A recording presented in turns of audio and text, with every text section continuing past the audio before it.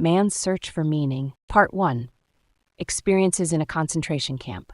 This book does not claim to be an account of facts and events, but of personal experiences which millions of prisoners have suffered time and again. It is the inside story of a concentration camp, told by one of its survivors. This tale is not concerned with the great horrors, which have already been described often enough, though less often believed, but with the multitude of small torments. In other words, it will try to answer this question: how was everyday life in a concentration camp reflected in the mind of the average prisoner? Most of the events described here did not take place in the large and famous camps, but in the small ones where most of the real extermination took place. This story is not about the suffering and death of great heroes and martyrs, nor is it about the prominent capos, prisoners who acted as trustees having special privileges, or well-known prisoners. Thus, it is not so much concerned with the sufferings of the mighty, but with the sacrifices, the crucifixion, and the deaths of the great army of unknown and unrecorded victims. It was these common prisoners who bore no distinguishing marks on their sleeves, whom the capos really despised. While these ordinary prisoners had little or nothing to eat, the capos were never hungry.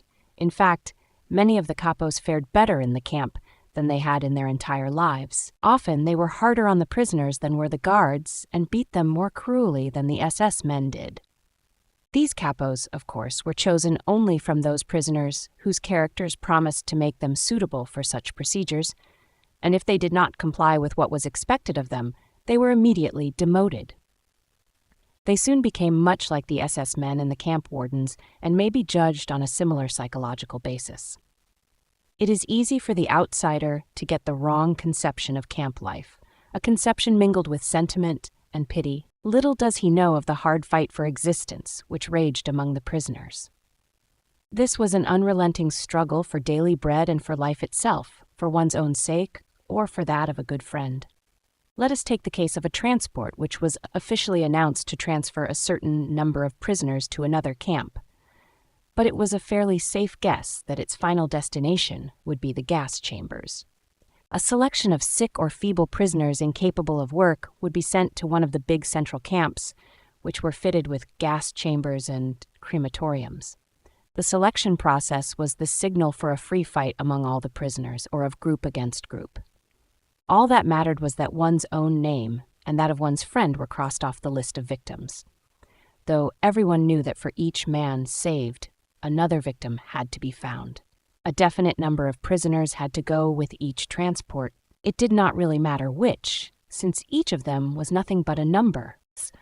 On their admission to the camp, at least this was the method in Auschwitz, all their documents had been taken from them, together with their other possessions. Each prisoner, therefore, had had an opportunity to claim a fictitious name or profession, and for various reasons, many did this. The authorities were interested only in the captives' numbers. These numbers were often tattooed on their skin and also had to be sewn to a certain spot on the trousers, jacket, or coat. Any guard who wanted to make a charge against a prisoner just glanced at his number. And how we dreaded such glances. He never asked for his name. To return to the convoy about to depart, there was neither time nor desire to consider moral or ethical issues. Every man was controlled by one thought only: to keep himself alive for the family waiting for him at home and to save his friends.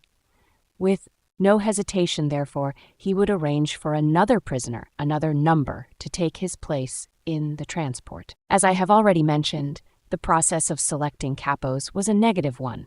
Only the most brutal of the prisoners were chosen for this job, although there were some happy exceptions.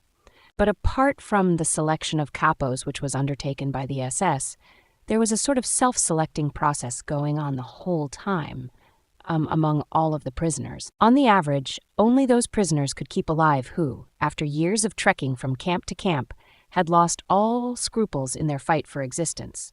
They were prepared to use every means, honest and otherwise, even brutal force, theft and betrayal of their friends, in order to save themselves. We who have come back by the aid of many lucky chances or miracles, whatever one may choose to call them, we know the best of us did not return. Many factual accounts about concentration camps are already on record.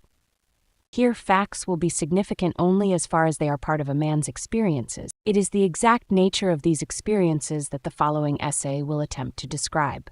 For those who have been inmates in a camp, it will attempt to explain their experiences in the light of present-day knowledge, and for those who have never been inside, it may help them to comprehend, and above all to understand, the experiences of that only too small percentage of prisoners who survived and who now find life very difficult.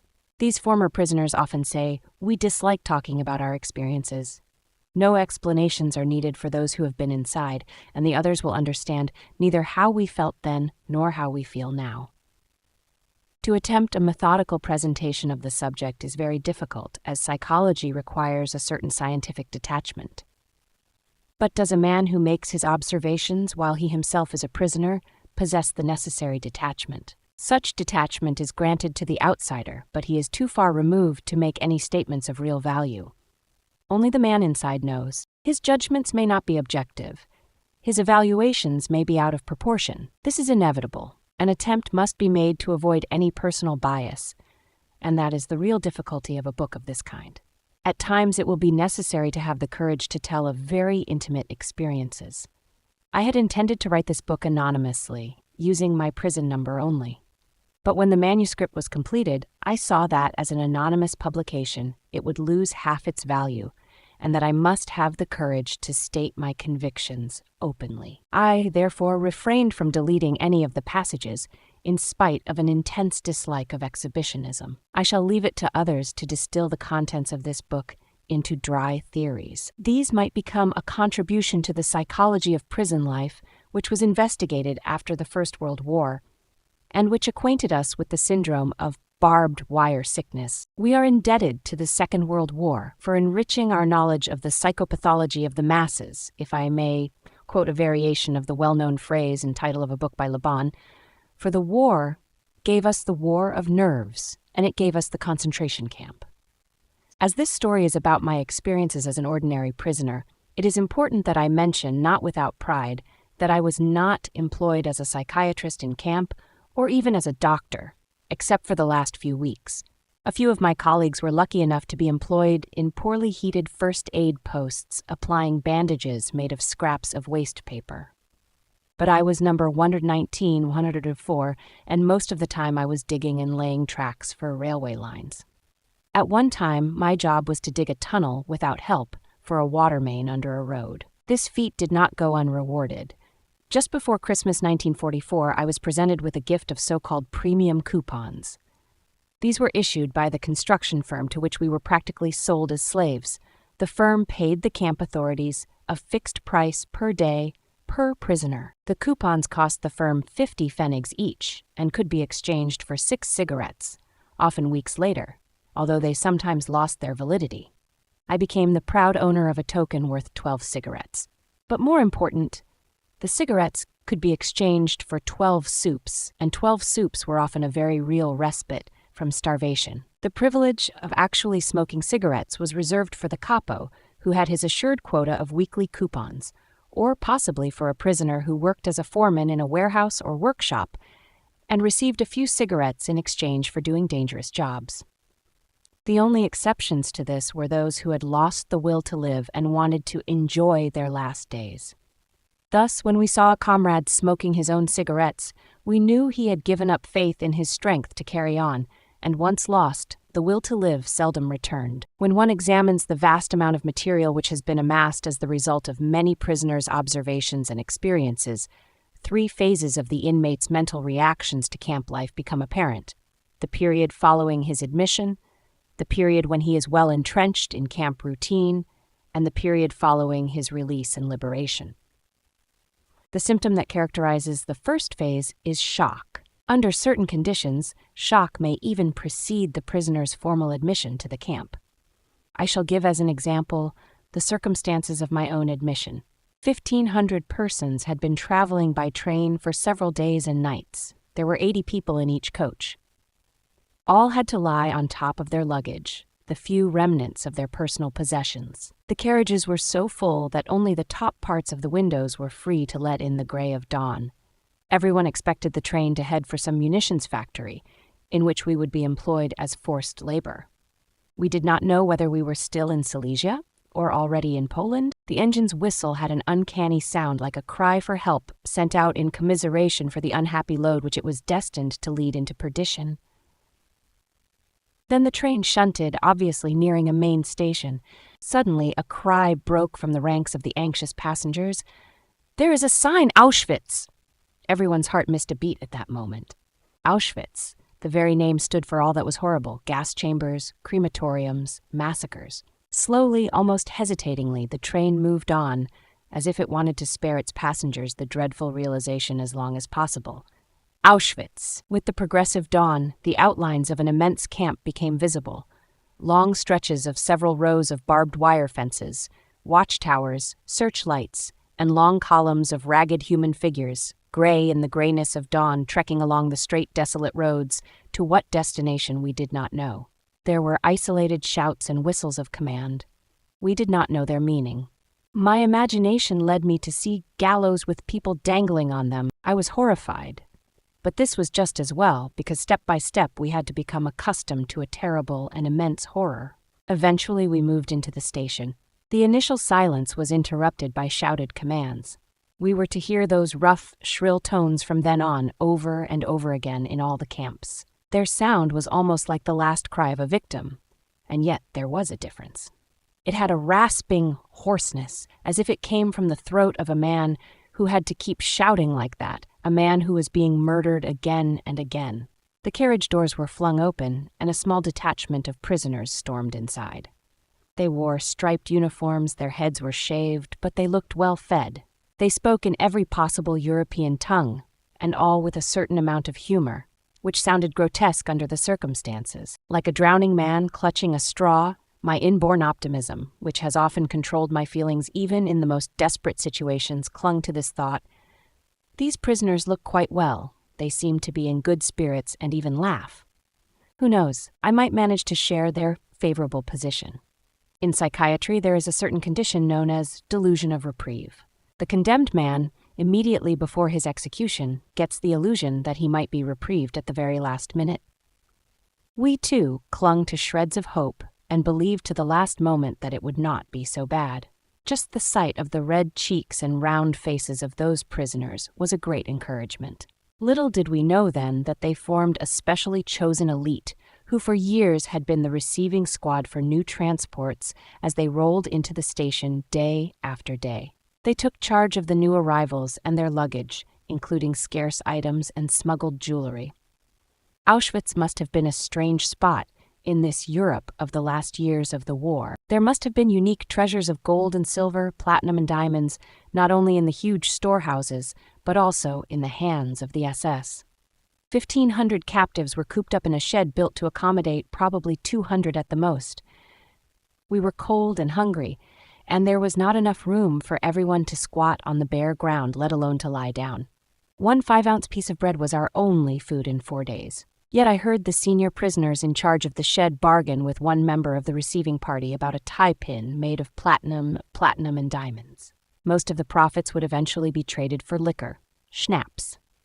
I do not remember any more, just how many thousands of marks were needed to purchase the quantity of schnapps required for a gay evening. But I do know that those long-term prisoners needed schnapps. Under such conditions, who could blame them for trying to dope themselves? There was another group of prisoners who got liquor supplied in almost unlimited quantities by the SS.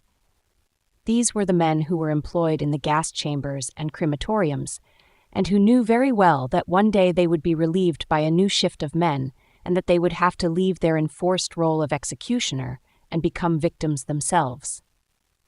Nearly everyone in our transport lived under the illusion that he would be reprieved, that everything would yet be well. We did not realize the meaning behind the scene that was to follow presently. We were told to leave our luggage in the train and to fall into 2 lines, women on one side, men on the other, in order to file past a senior SS officer. Surprisingly enough, I had the courage to hide my haversack under my coat.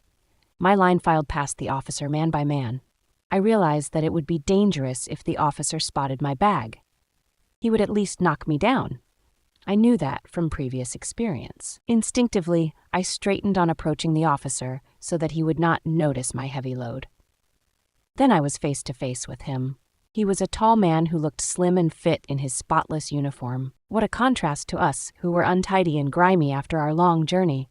He had assumed an attitude of careless ease, supporting his right elbow with his left hand.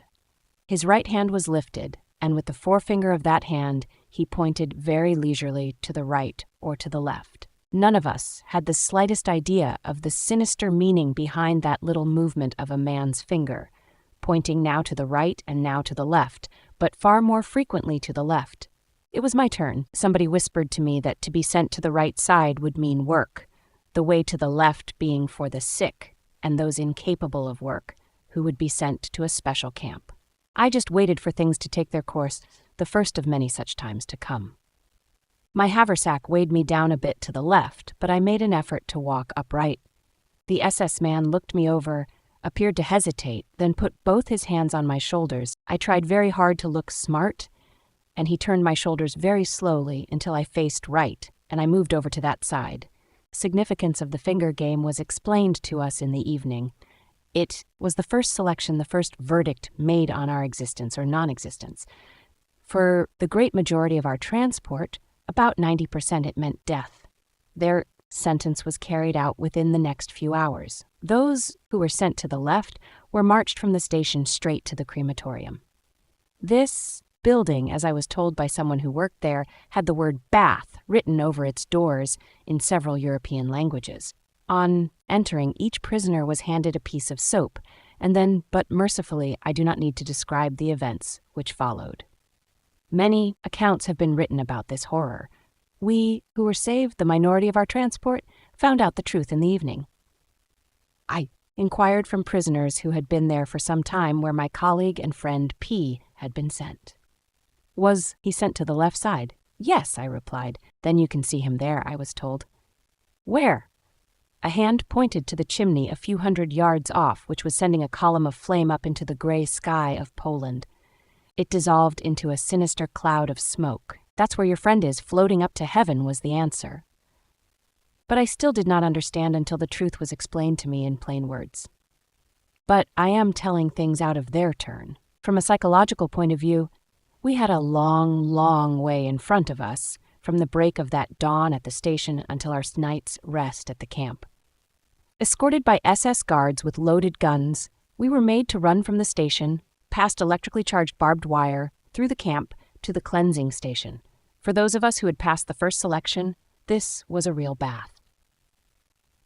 Again, our illusion of reprieve found confirmation. The SS men seemed almost charming. Soon we found out their reason. They were nice to us, as long as they saw watches on our wrists and could persuade us in well-meaning tones to hand them over. Would we not have to hand over all our possessions anyway, and why should not that relatively nice person have the watch? Maybe one day he would do one a good turn. We waited in a shed, which seemed to be the anteroom to the disinfecting chamber. SS men appeared and spread out blankets into which we had to throw all our possessions, all our watches and jewelry. There were still naive prisoners among us who asked, to the amusement of the more seasoned ones who were there as helpers, if they could not keep a wedding ring, a medal, or a good luck piece. No one could yet grasp the fact that everything would be taken away. I tried to take one of the old prisoners into my confidence. Approaching him furtively, I pointed to the roll of paper in the inner pocket of my coat and said, "Look, this is the manuscript of a scientific book. I know what you will say, that I should be grateful to escape with my life, that should be all I can expect of fate. But I cannot help myself. I must keep this manuscript at all costs. It contains my life's work. Do you understand that?" Yes, he was beginning to understand. A grin spread slowly over his face, first piteous, then more amused, mocking, insulting, until he bellowed one word at me in answer to my question, a word that was ever present in the vocabulary of the camp inmates. "Shit!" At that moment, I saw the plain truth and did what marked the culminating point of the first phase of my psychological reaction. I struck out my whole former life. Suddenly there was a stir among my fellow travelers who had been standing about with pale, frightened faces, helplessly debating. Again we heard the hoarsely shouted commands. We were driven with blows into the immediate anteroom of the bath. There we assembled around an SS man who waited until we had all arrived. Then he said, I will give you 2 minutes, and I shall time you by my watch. In these 2 minutes you will get fully undressed and drop everything on the floor where you are standing. You will take nothing with you except your shoes, your belt or suspenders, and possibly a truss. I am starting to count now." With unthinkable haste, people tore off their clothes. As the time grew shorter, they became increasingly nervous and pulled clumsily at their underwear, belts, and shoelaces. Then we heard the first sounds of whipping, leather straps beating down on naked bodies. Next, we were herded into another room to be shaved. Not only our heads were shorn, but not a hair was left on our entire bodies. Then on to the showers, where we lined up again. We hardly recognized each other, but with great relief, some people noted that real water dripped from the sprays. While we were waiting for the shower, our nakedness was brought home to us. We really had nothing now, except our bare bodies, even minus hair. All we possessed, literally, was our naked existence. What else remained for us as a material link with our former lives? For me, there were my glasses and my belt. The latter I had to exchange later on for a piece of bread. There was an extra bit of excitement in store for the owners of trusses. In the evening, the senior prisoner in charge of our hut welcomed us with a speech in which he gave us his word of honor that he would hang personally from that beam. He pointed to it any person who had sown money or precious stones into his truss. Proudly he explained that as a senior inhabitant, the camp laws entitled him to do so. Where our shoes were concerned, matters were not so simple. Although we were supposed to keep them, those who had fairly decent pairs had to give them up after all, and were given in exchange shoes that did not fit. In for real trouble were those prisoners who had followed the apparently well-meant advice given in the anteroom of the senior prisoners and had shortened their jackboots by cutting the tops off, then smearing soap on the cut edges to hide the sabotage. The SS men seemed to have waited for just that. All suspected of this crime had to go into a small adjoining room. After a time, we again heard the lashings of the strap and the screams of tortured men. This time it lasted for quite a while.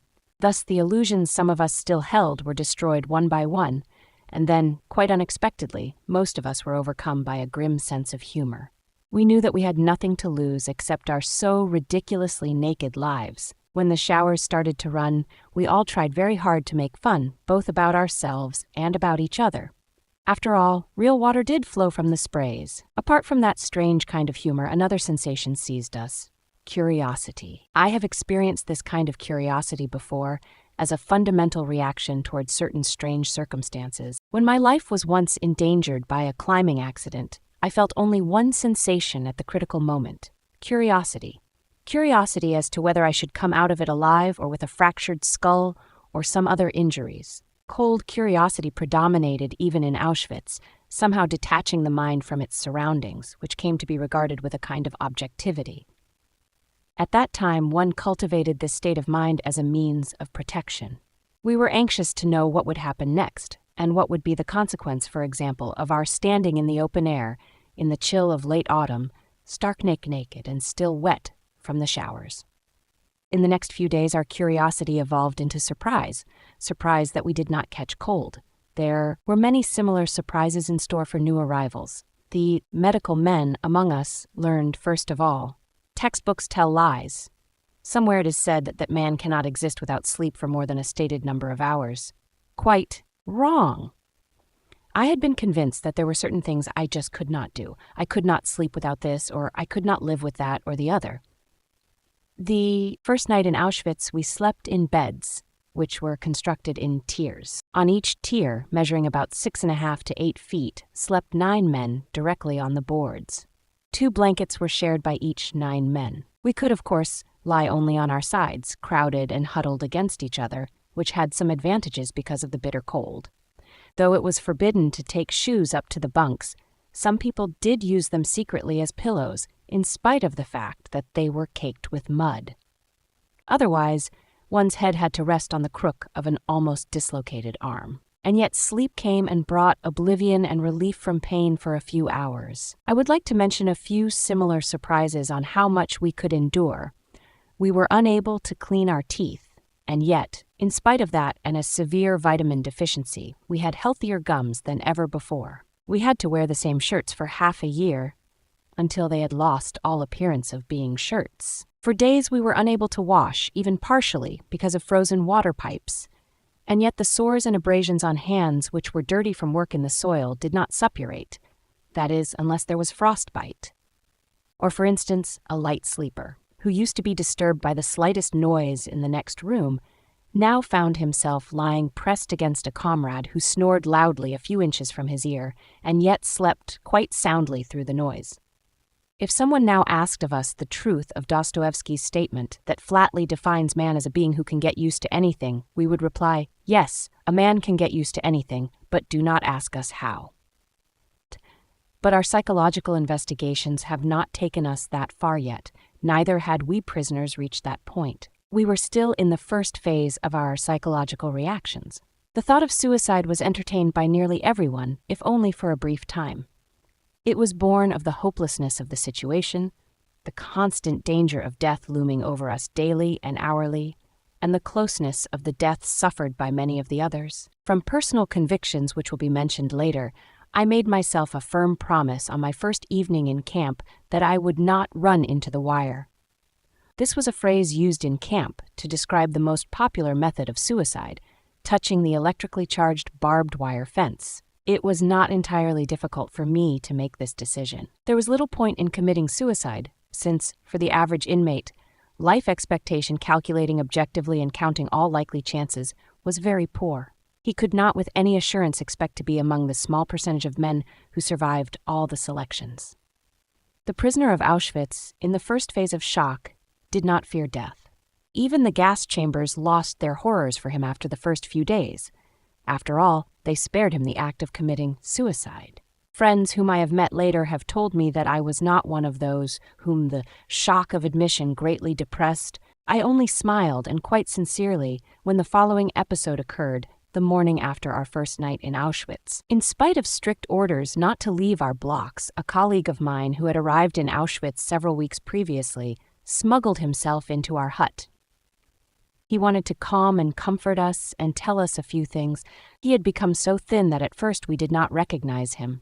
With a show of good humor and a devil-may-care attitude, he gave us a few hurried tips. Don't be afraid. Don't fear the selections. Dr. M., the SS medical chief, has a soft spot for doctors. This was wrong. My friend's kindly words were misleading.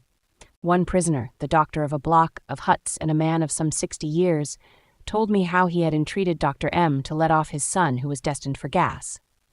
Dr. M. coldly refused. But one thing I beg of you, he continued, shave daily, if at all possible, even if you have to use a piece of glass to do it, even if you have to give your last piece of bread for it. You will look younger and the scraping will make your cheeks look ruddier.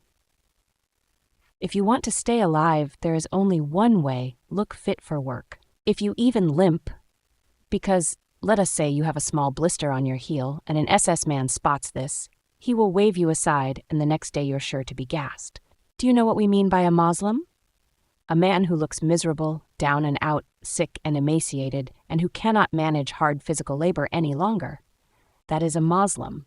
Sooner or later, usually sooner, every Moslem goes to the gas chambers. Therefore remember, shave, stand, and walk smartly, then you need be afraid of gas. All of you standing here, even if you have only been here 24 hours, you need not fear gas, except perhaps you.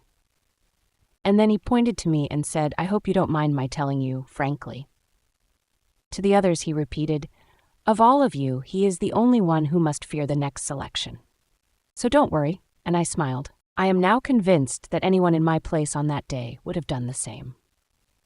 I think it was Lessing who once said, there are things which must cause you to lose your reason, or you have none to lose. An abnormal reaction to an abnormal situation is normal behavior. Even we psychiatrists expect the reactions of a man to an abnormal situation, such as being committed to an asylum, to be abnormal in proportion to the degree of his normality.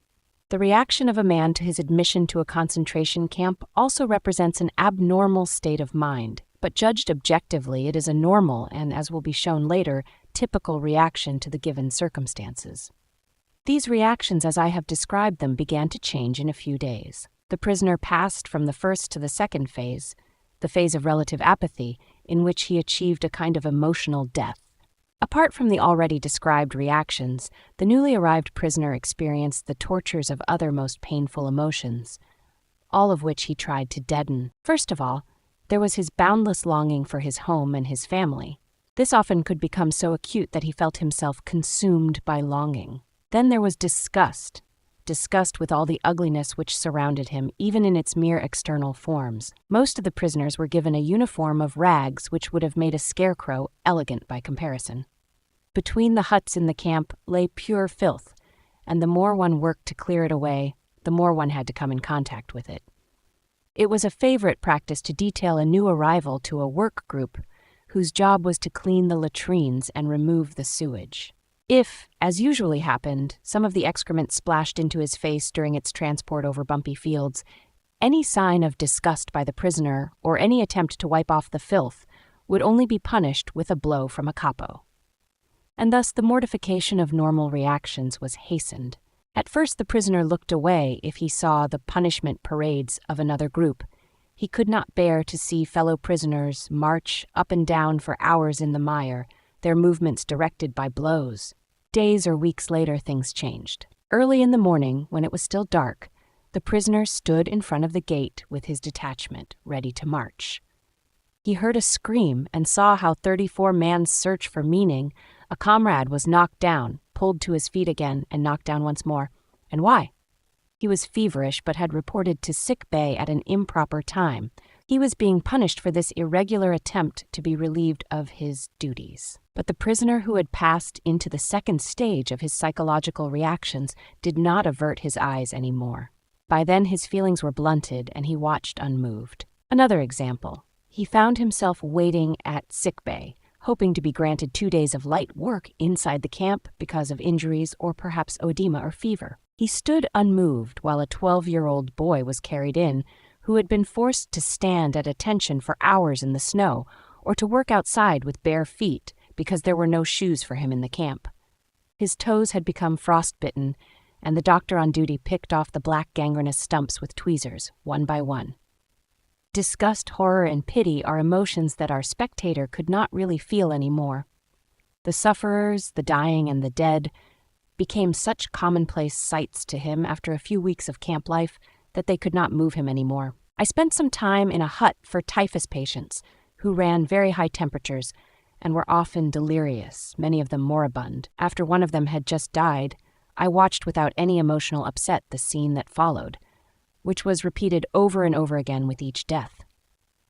One by one, the prisoners approached the still warm body. One grabbed the remains of a messy meal of potatoes. Another decided that the corpse's wooden shoes were an improvement on his own, and exchanged them. A third man did the same with the dead man's coat, and another was glad to be able to secure some. Just imagine genuine string.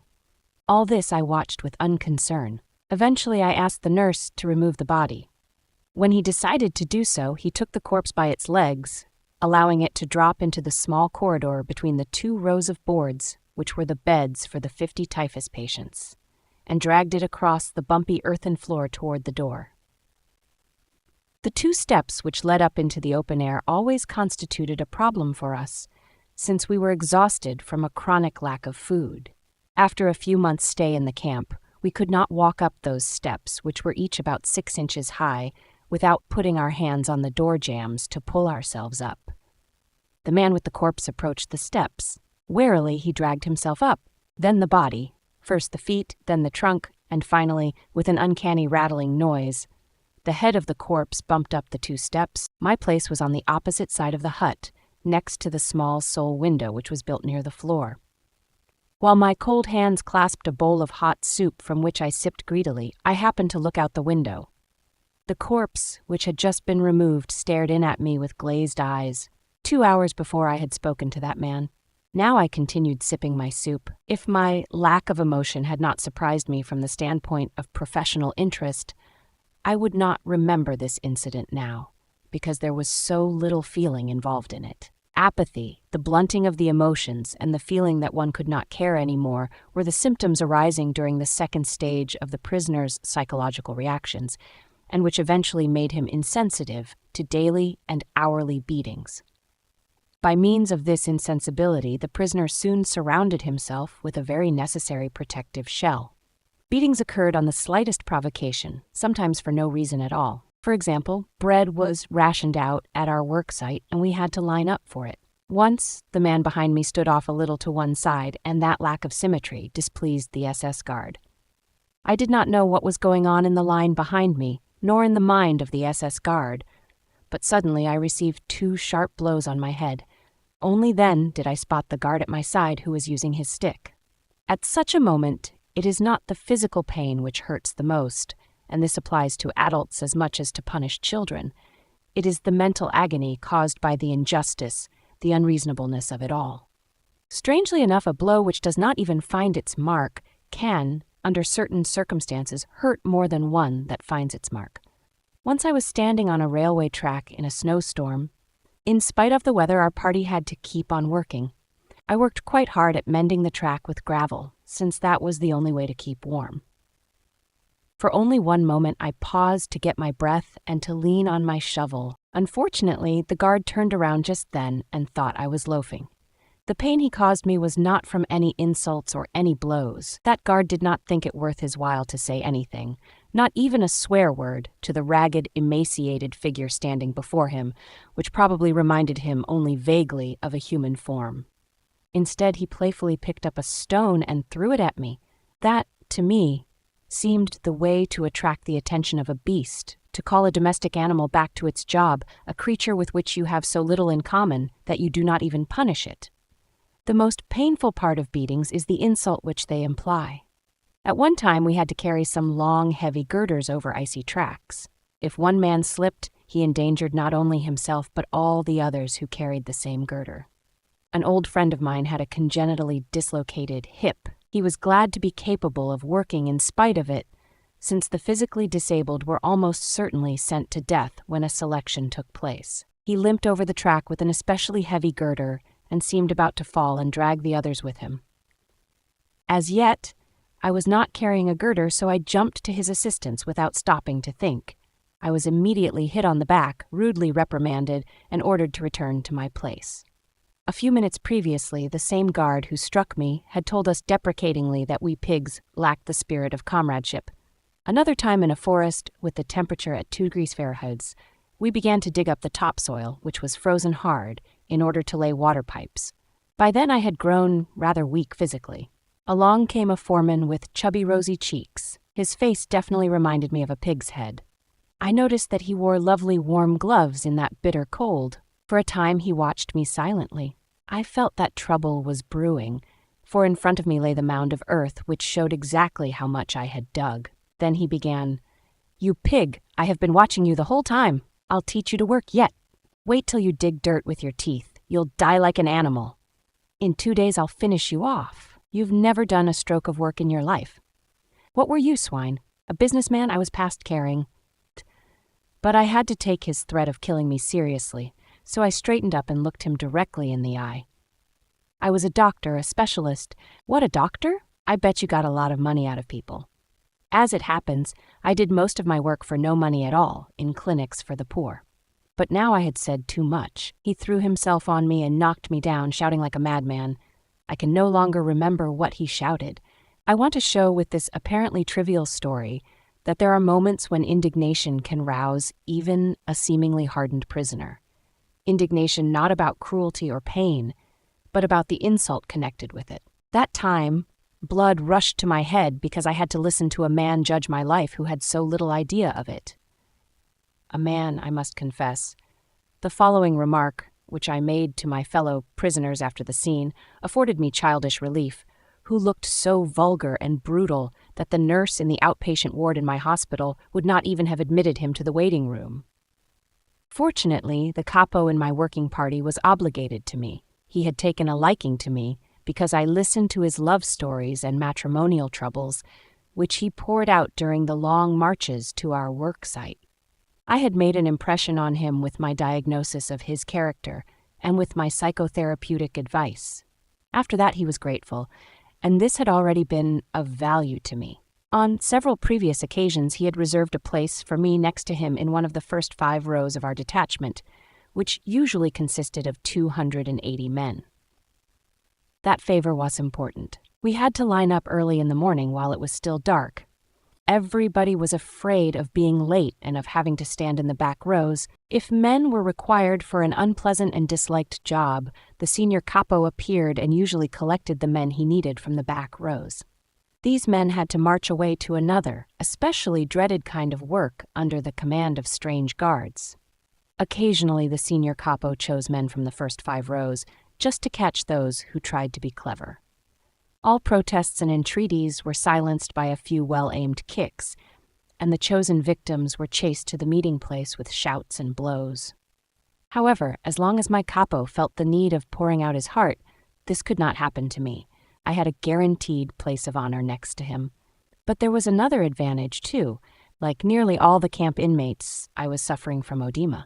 My legs were so swollen and the skin on them so tightly stretched that I could scarcely bend my knees. I had to leave my shoes unlaced in order to make them fit my swollen feet. There would not have been space for socks, even if I had had any. So my partly bare feet were always wet and my shoes always full of snow. This, of course, caused frostbite and chilblains. Every single step became real torture. Clumps of ice formed on our shoes during our marches over snow-covered fields. Over and again, men slipped, and those following behind stumbled on top of them. Then the column would stop for a moment, but not for long. One of the guards soon took action and worked over the men with the butt of his rifle to make them get up quickly. The more to the front of the column you were, the less often you were disturbed by having to stop and then to make up for lost time by running on your painful feet. I was very happy to be the personally appointed physician to His Honor the Capo and to march in the first row at an even pace. As an additional payment for my services, I could be sure that as long as soup was being dealt out at lunchtime at our work site, he would, when my turn came, dip the ladle right to the bottom of the vat and fish out a few peas. This capo, a former army officer, even had the courage to whisper to the foreman, whom I had quarreled with, that he knew me to be an unusually good worker.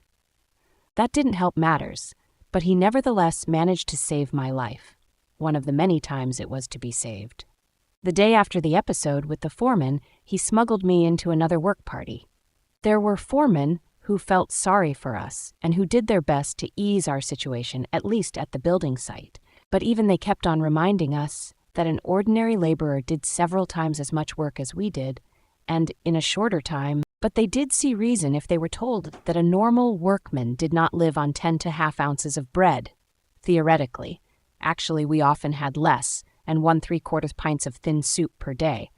That a normal laborer did not live under the mental stress we had to submit to, not having news of our families, who had either been sent to another camp or gassed right away. That a normal workman was not threatened by death continuously, daily and hourly. I even allowed myself to say once to a kindly foreman, "If you could learn from me how to do a brain operation in as short a time as I am learning this road work from you, I would have great respect for you." And he grinned. I shall never forget how I was roused one night by the groans of a fellow prisoner who threw himself about in his sleep, obviously having a horrible nightmare. Since I had always been especially sorry for people who suffered from fearful dreams or deliria, I wanted to wake the poor man. Suddenly, I drew back the hand which was ready to shake him, frightened at the thing I was about to do. At that moment, I became intensely conscious of the fact that no dream, no matter how horrible, could be as bad as the reality of the camp which surrounded us and to which I was about to recall him. Apathy, the main symptom of the second phase, was a necessary mechanism of self-defense. Reality dimmed, and all efforts and all emotions were cantered on one task, preserving one's own life and that of the other fellow. It was typical to hear the prisoners, while they were being herded back to camp from their work sites in the evening, sigh with relief and say, "Well, another day is over." It can be readily understood that such a state of strain, coupled with the constant necessity of concentrating on the task of staying alive, forced the prisoner's inner life down to a primitive level. Several of my colleagues in camp who were trained in psychoanalysis often spoke of a regression in the camp inmate, a retreat to a more primitive form of mental life. His wishes and desires became obvious in his dreams. What did the prisoner dream about most frequently? Of bread, cake, cigarettes, and nice warm baths. The lack of having these simple desires satisfied led him to seek wish fulfillment in dreams. Whether these dreams did any good is another matter. The dreamer had to wake from them to the reality of camp life and to the terrible contrast between that and his dream illusions. Because of the high degree of undernourishment which the prisoners suffered, it was natural that the desire for food was the major primitive instinct around which mental life cantered. Let us observe the majority of prisoners when they happened to work near each other and were, for once, not closely watched. They would immediately start discussing food. One fellow would ask another working next to him in the ditch what his favorite dishes were. Then they would exchange recipes and plan the menu for the day when they would have a reunion, the day in a distant future when they would be liberated and returned home. They would go on, picturing it all in detail, until suddenly a warning was passed down the trench, usually in the form of a special password or number. The guard is coming. I always regarded the discussions about food as dangerous. Is it not wrong to provoke the organism with such detailed and effective pictures of delicacies when it has somehow managed to adapt itself to extremely small rations and low calories? Though it may afford momentary psychological relief, it is an illusion which physiologically surely must not be without danger. During the later part of our imprisonment, the daily ration consisted of very watery soup given out once daily and the usual small bread ration. In addition to that, there was the so-called extra allowance, consisting of 3/4 of an ounce of margarine, or of a slice of poor-quality sausage, or of a little piece of cheese, or a bit of synthetic honey, or a spoonful of watery jam, varying daily. In calories, this diet was absolutely inadequate, especially taking into consideration our heavy manual work and our constant exposure to the cold in inadequate clothing. The sick who were under special care, that is, those who were allowed to lie in the huts instead of leaving the camp for work, were even worse off. When the last layers of subcutaneous fat had vanished, and we looked like skeletons disguised with skin and rags, we could watch our bodies beginning to devour themselves. The organism digested its own protein, and the muscles disappeared. Then the body had no powers of resistance left. One after another, the members of the little community in our hut died. Each of us could calculate with fair accuracy whose turn would be next, and when his own would come. After many observations, we knew the symptoms well, which made the correctness of our prognoses quite certain. "He won't last long, or this is the next one," we whispered to each other, and when, during our daily search for lice, we saw our own naked bodies in the evening, we thought alike. This body here, my body, is really a corpse already. What has become of me? I am but a small portion of a great mass of human flesh, of a mass behind barbed wire, crowded into a few earthen huts, a mass of which daily a certain portion begins to rot because it has become lifeless. I mentioned above how unavoidable were the thoughts about food and favorite dishes, which forced themselves into the consciousness of the prisoner whenever he had a moment to spare. Perhaps it can be understood, then, that even the strongest of us was longing for the time when he would have fairly good food again, not for the sake of good food itself, but for the sake of knowing that the subhuman existence, which had made us unable to think of anything other than food, would at last cease. Those who have not gone through a similar experience can hardly conceive of the soul-destroying mental conflict and clashes of willpower which a famished man experiences. They can hardly grasp what it means to stand digging in a trench, listening only for the siren to announce 9:30 or 10 a.m. It's the half-hour lunch interval, when bread would be rationed out as long as it was still available, repeatedly asking the foreman, if he wasn't a disagreeable fellow, what the time was, and tenderly touching a piece of bread in one's coat pocket, first stroking it with frozen gloveless fingers, then breaking off a crumb and putting it in one's mouth, and finally, with the last bit of willpower, pocketing it again, having promised oneself that morning to hold out till afternoon. We could hold endless debates on the sense or nonsense of certain methods of dealing with the small bread ration, which was given out only once daily during the latter part of our confinement. There were two schools of thought. One was in favor of eating up the ration immediately. This had the twofold advantage of satisfying the worst hunger pangs for a very short time at least once a day, and of safeguarding against possible theft or loss of the ration. The second group, which held with dividing the ration up, used different arguments. I finally joined their ranks. The most ghastly moment of the 24 hours of camp life was the awakening, when, at a still nocturnal hour, the 3 shrill blows of a whistle tore us pitilessly from our exhausted sleep and from the longings in our dreams. We then began the tussle with our wet shoes, into which we could scarcely force our feet, which were sore and swollen with oedema. And there were the usual moans and groans about petty troubles, such as the snapping of wires which replaced shoelaces. One morning I heard someone, whom I knew to be brave and dignified, cry like a child because he finally had to go to the snowy marching grounds in his bare feet, as his shoes were too shrunken for him to wear. In those ghastly minutes I found a little bit of comfort, a small piece of bread which I drew out of my pocket and munched with absorbed delight. Undernourishment, besides being the cause of the general preoccupation with food, probably also explains the fact that the sexual urge was generally absent. Apart from the initial effects of shock, this appears to be the only explanation of a phenomenon which a psychologist was bound to observe in those all-male camps. That, as opposed to all other strictly male establishments, such as army barracks, there was little sexual perversion.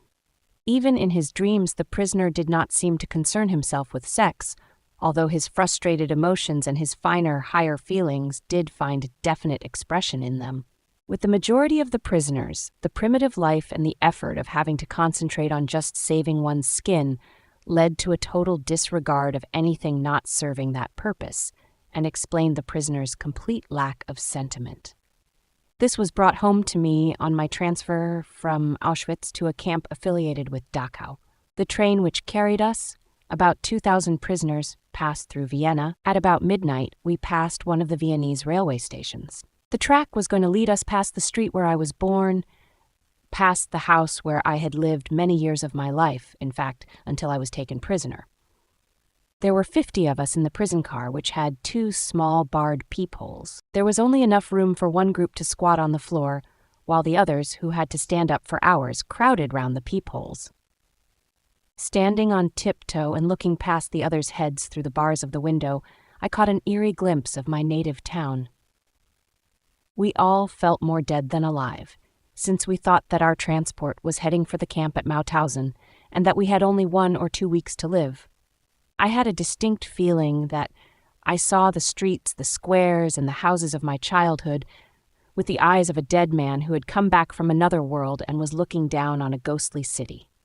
After hours of delay, the train left the station, and there was the street, my street, the young lads who had a number of years of camp life behind them, and for whom such a journey was a great event, stared attentively through the peephole. I began to beg them, to entreat them, to let me stand in front for one moment only. I tried to explain how much a look through that window meant to me. Just then, my request was refused with rudeness and cynicism. "You lived here all those years? Well, then you have seen quite enough already." In general, there was also a cultural hibernation in the camp. There were 2 exceptions to this: politics and religion. Politics were talked about everywhere in camp, almost continuously.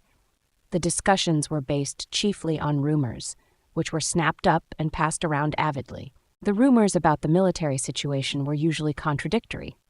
They followed one another rapidly and succeeded only in making a contribution to the war of nerves that was waged in the minds of all the prisoners. Many times hopes for a speedy end to the war, which had been fanned by optimistic rumors, were disappointed. Some men lost all hope, but it was the incorrigible optimists who were the most irritating companions. The religious interest of the prisoners, as far and as soon as it developed, was the most sincere imaginable. The depth and vigor of religious belief often surprised and moved a new arrival. Most impressive in this connection were improvised prayers or services in the corner of a hut, or in the darkness of the locked cattle truck in which we were brought back from a distant work site, tired, hungry, and frozen in our ragged clothing. In the winter and spring of 1945, there was an outbreak of typhus, which infected nearly all the prisoners. The mortality was great among the weak, who had to keep on with their hard work as long as they possibly could. The quarters for the sick were most inadequate. There were practically no medicines or attendants. Some of the symptoms of the disease were extremely disagreeable, an irrepressible aversion to even a scrap of food, which was an additional danger to life and terrible attacks of delirium. The worst case of delirium was suffered by a friend of mine who thought that he was dying and wanted to pray. In his delirium, he could not find the words to do so. To avoid these attacks of delirium, I tried, as did many of the others, to keep awake for most of the night. For hours I composed speeches in my mind. Eventually, I began to reconstruct the manuscript which I had lost in the disinfection chamber of Auschwitz and scribbled the key words in shorthand on tiny scraps of paper. Occasionally, a scientific debate developed in camp. Once I witnessed something I had never seen, even in my normal life, although it lay somewhat near my own professional interests, a spiritualistic séance. I had been invited to attend by the camp's chief doctor, also a prisoner, who knew that I was a specialist in psychiatry. The meeting took place in his small private room in the sick quarters. A small circle had gathered, among them, quite illegally, the warrant officer from the sanitation squad. One man began to invoke the spirits with a kind of prayer. The camp's clerk sat in front of a blank sheet of paper, without any conscious intention of writing, during the next 10 minutes, after which time the séance was terminated because of the medium's failure to conjure the spirits to appear. His pencil slowly drew lines across the paper, forming quite legibly E.V. It was asserted that the clerk had never learned Latin and that he had never before heard the words Vae Victis, woe to the vanquished. In my opinion, he must have heard them once in his life, without recollecting them, and they must have been available to the spirit of his subconscious mind, at that time, a few months before our liberation and the end of the war. In spite of all the enforced physical and mental primitiveness of the life in a concentration camp, it was possible for spiritual life to deepen. Sensitive people who were used to a rich intellectual life may have suffered much pain. They were often of a delicate constitution, but the damage to their inner selves was less. They were able to retreat from their terrible surroundings to a life of inner riches and spiritual freedom. Only in this way can one explain the apparent paradox that some prisoners of a less hardy makeup often seem to survive camp life better than did those of a robust nature. In order to make myself clear, I am forced to fall back on personal experience. Let me tell what happened on those early mornings when we had to march to our work site. There were shouted commands: detachment, forward march, left 234, left 234, left 234, left 234, first man about, left and left and left and left, caps off. These words sound in my ears even now. At the order, caps off, we passed the gate of the camp and searchlights were trained upon us. Whoever did not march smartly got a kick. And worse off was the man who, because of the cold, had pulled his cap back over his ears before permission was given. We stumbled on in the darkness over big stones and through large puddles along the one road leading from the camp. The accompanying guards kept shouting at us and driving us with the butts of their rifles. Anyone with very sore feet supported himself on his neighbor's arm. Hardly a word was spoken. The icy wind did not encourage talk. Hiding his mouth behind his upturned collar, the man marching next to me whispered suddenly, "If our wives could see us now!" I do hope they are better off in their camps and don't know what is happening to us. That brought thoughts of my own wife to mind. And as we stumbled on for miles, slipping on icy spots, supporting each other time and again, dragging one another up and onward, nothing was said, but we both knew. Each of us was thinking of his wife. Occasionally, I looked at the sky, where the stars were fading and the pink light of the morning was beginning to spread behind a dark bank of clouds. But my mind clung to my wife's image, imagining it with an uncanny acuteness. I heard her answering me, saw her smile, her frank and encouraging look. Real or not, her look was then more luminous than the sun which was beginning to rise. A thought transfixed me. For the first time in my life, I saw the truth, as it is set into song by so many poets, proclaimed as the final wisdom by so many thinkers. The truth that love is the ultimate and the highest goal to which man can aspire. Then I grasped the meaning of the greatest secret that human poetry and human thought and belief have to impart. The salvation of man is through love and in love. I understood how a man who has nothing left in this world still may know bliss, be it only for a brief moment in the contemplation of his beloved. In a position of utter desolation, when man cannot express himself in positive action, when his only achievement may consist in enduring his sufferings in the right way, an honorable way. In such a position man can, through loving contemplation of the image he carries of his beloved, achieve fulfillment. For the first time in my life, I was able to understand the meaning of the words, "The angels are lost in perpetual contemplation of an infinite glory." In front of me, a man stumbled, and those following him fell on top of him. The guard rushed over and used his whip on them all. Thus my thoughts were interrupted for a few minutes, but soon my soul found its way back from the prisoner's existence to another world, and I resumed talk with my loved one. I asked her questions, and she answered. She questioned me in return, and I answered. Stop! We had arrived at our work site. Everybody rushed into the dark hut in the hope of getting a fairly decent tool. Each prisoner got a spade or a pickaxe. Can't you hurry up, you pigs? Soon we had resumed the previous day's positions in the ditch. The frozen ground cracked under the point of the pickaxes, and sparks flew. The men were silent, their brains numb. My mind still clung to the image of my wife. A thought crossed my mind. I didn't even know if she were still alive. I knew only one thing, which I have learned well by now. Love goes very far beyond the physical person of the beloved. It finds its deepest meaning in his spiritual being, his inner self. Whether or not he is actually present, whether or not he is still alive at all, ceases somehow to be of importance. I did not know whether my wife was alive, and I had no means of finding out. During all my prison life, there was no outgoing or incoming mail. But at that moment it ceased to matter. There was no need for me to know. Nothing could touch the strength of my love, my thoughts, and the image of my beloved. Had I known then that my wife was dead, I think that I would still have given myself, undisturbed by that knowledge, to the contemplation of her image, and that my mental conversation with her would have been just as vivid and just as satisfying. Set me like a seal upon thy heart, love is as strong as death. This intensification of inner life helped the prisoner find a refuge from the emptiness, desolation, and spiritual poverty of his existence by letting him escape into the past. When given free rein, his imagination played with past events, often not important ones, but minor happenings and trifling things. His nostalgic memory glorified them, and they assumed a strange character. Their world and their existence seemed very distant, and the spirit reached out for them longingly. In my mind, I took bus rides, unlocked the front door of my apartment, answered my telephone, switched on the electric lights. Our thoughts often cantered on such details, and these memories could move one to tears. As the inner life of the prisoner tended to become more intense, he also experienced the beauty of art and nature as never before.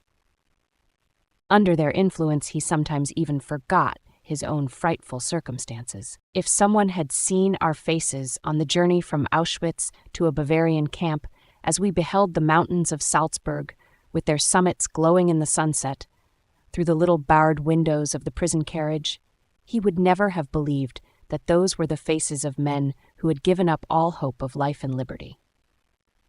Despite that factor, or maybe because of it, we were carried away by nature's beauty, which we had missed for so long. In camp, too, a man might draw the attention of a comrade working next to him to a nice view of the setting sun shining through the tall trees of the Bavarian woods, as in the famous watercolor by Der, the same woods in which we had built an enormous hidden munitions plant. At one evening, when we were already resting on the floor of our hut, dead tired, soup bowls in hand, a fellow prisoner rushed in and asked us to run out to the assembly grounds and see the wonderful sunset. Standing outside, we saw sinister clouds glowing in the west and the whole sky alive with clouds of ever-changing shapes and colors, from steel blue to blood red. The desolate gray mud huts provided a sharp contrast, while the puddles on the muddy ground reflected the glowing sky. Then, after minutes of moving silence, one prisoner said to another, "How beautiful the world could be." Another time we were at work in a trench. The dawn was gray around us. Gray was the sky above, gray the snow in the pale light of dawn, gray the rags in which my fellow prisoners were clad, and gray their faces. I was again conversing silently with my wife, or perhaps I was struggling to find the reason for my sufferings, my slow dying. In a last violent protest against the hopelessness of imminent death, I sensed my spirit piercing through the enveloping gloom. I felt it transcend that hopeless, meaningless world, and from somewhere I heard a victorious yes in answer to my question of the existence of an ultimate purpose. At that moment a light was lit in a distant farmhouse, which stood on the horizon as if painted there, in the midst of the miserable grey of a dawning morning in Bavaria. Et lux in tenebris lucet, and the light shineth in the darkness. For hours I stood hacking at the icy ground. The guard passed by, insulting me, and once again one communed with my beloved. More and more I felt that she was present, that she was with me. I had the feeling that I was able to touch her, able to stretch out my hand and grasp hers. The feeling was very strong. She was there. Then, at that very moment, a bird flew down silently and perched just in front of me on the heap of soil which I had dug up from the ditch and looked steadily at me. Earlier I mentioned art. Is there such a thing in a concentration camp? It rather depends on what one chooses to call art. A kind of cabaret was improvised from time to time. A hut was cleared temporarily, a few wooden benches were pushed or nailed together, and a program was drawn up. In the evening, those who had fairly good positions in camp. The capos and the workers who did not have to leave camp on distant marches assembled there. They came to have a few laughs, or perhaps to cry a little, anyway, to forget. There were songs, poems, jokes, some with underlying satire regarding the camp. All were meant to help us forget. And they did help. The gatherings were so effective that a few ordinary prisoners went to see the cabaret in spite of their fatigue, even though they missed their daily portion of food by going. During the half-hour lunch interval, when soup, which the contractors paid for and for which they did not spend much, was ladled out at our work site, we were allowed to assemble in an unfinished engine room. On entering, everyone got a ladleful of the watery soup. While we sipped it greedily, a prisoner climbed onto a tub and sang Italian arias. We enjoyed the songs, and he was guaranteed a double helping of soup straight from the bottom, that meant with peas. Rewards were given in camp not only for entertainment, but also for applause. I, for example, could have found protection, how lucky I was never in need of it, from the camp's most dreaded capo, who for more than one good reason was known as the murderous capo. This is how it happened. One evening, I had the great honor of being invited again to the room where the spiritualistic séance had taken place. There were gathered the same intimate friends of the chief doctor, and, most illegally, the warrant officer from the sanitation squad was again present. The murderous capo entered the room by chance, and he was asked to recite one of his poems, which had become famous or infamous in camp. He did not need to be asked twice, and quickly produced a kind of diary from which he began to read samples of his art. I bit my lips till they hurt in order to keep from laughing at one of his love poems, and very likely that saved my life. Since I was also generous with my applause, my life might have been saved even had I been detailed to his working party, to which I had previously been assigned for one day, a day that was quite enough for me. It was useful, anyway, to be known to the murderous capo from a favorable angle, so I applauded as hard as I could. Generally speaking, of course, any pursuit of art in camp was somewhat grotesque. I would say that the real impression made by anything connected with art arose only from the ghost-like contrast between the performance and the background of desolate camp life. I shall never forget how I awoke from the deep sleep of exhaustion on my second night in Auschwitz, roused by music. The senior warden of the hut had some kind of celebration in his room, which was near the entrance of the hut. Tipsy voices bawled some hackneyed tunes. Suddenly there was a silence, and into the night a violin sang a desperately sad tango, an unusual tune not spoiled by frequent playing. The violin wept, and a part of me wept with it, for on that same day someone had a 24th birthday. That someone lay in another part of the Auschwitz camp, possibly only a few hundred or 1,000 yards away, and yet completely out of reach. That someone was my wife. To discover that there was any semblance of art in a concentration camp must be surprise enough for an outsider. But he may be even more astonished to hear that one could find a sense of humor there as well. Of course, only the faint trace of one, and then only for a few seconds or minutes. Humor was another of the soul's weapons in the fight for self-preservation. It is well known that humor, more than anything else in the human makeup, can afford an aloofness and an ability to rise above any situation, even if only for a few seconds. I practically trained a friend of mine who worked next to me on the building site to develop a sense of humor. I suggested to him that we would promise each other to invent at least one amusing story daily about some incident that could happen one day after our liberation. He was a surgeon and had been an assistant on the staff of a large hospital. So I once tried to get him to smile by describing to him how he would be unable to lose the habits of camp life when he returned to his former work. On the building site, especially when the supervisor made his tour of inspection, the foreman encouraged us to work faster by shouting, "Action! Action!" I told my friend, "One day you will be back in the operating room performing an abdominal operation. Suddenly, an orderly will rush in announcing the arrival of the senior surgeon by shouting, 'Action! Action!'" Sometimes the other men invented amusing dreams about the future, such as forecasting that during a future dinner engagement, they might forget themselves when the soup was served and beg the hostess to ladle it from the bottom. The attempt to develop a sense of humor and to see things in a humorous light is some kind of a trick learned while mastering the art of living. Yet it is possible to practice the art of living even in a concentration camp, although suffering is omnipresent. To draw an analogy, a man's suffering is similar to the behavior of gas. If a certain quantity of gas is pumped into an empty chamber, it will fill the chamber completely and evenly, no matter how big the chamber. Thus, suffering completely fills the human soul and conscious mind, no matter whether the suffering is great or little. Therefore, the size of human suffering is absolutely relative. It also follows that a very trifling thing can cause the greatest of joys. Take as an example something that happened on our journey from Auschwitz to the camp affiliated with Dachau. We had all been afraid that our transport was heading for the Mauthausen camp. We became more and more tense as we approached a certain bridge over the Danube, which the train would have to cross to reach Mauthausen, according to the statement of experienced traveling companions. Those who have never seen anything similar cannot possibly imagine the dance of joy performed in the carriage by the prisoners when they saw that our transport was not crossing the bridge and was instead heading only for Dachau.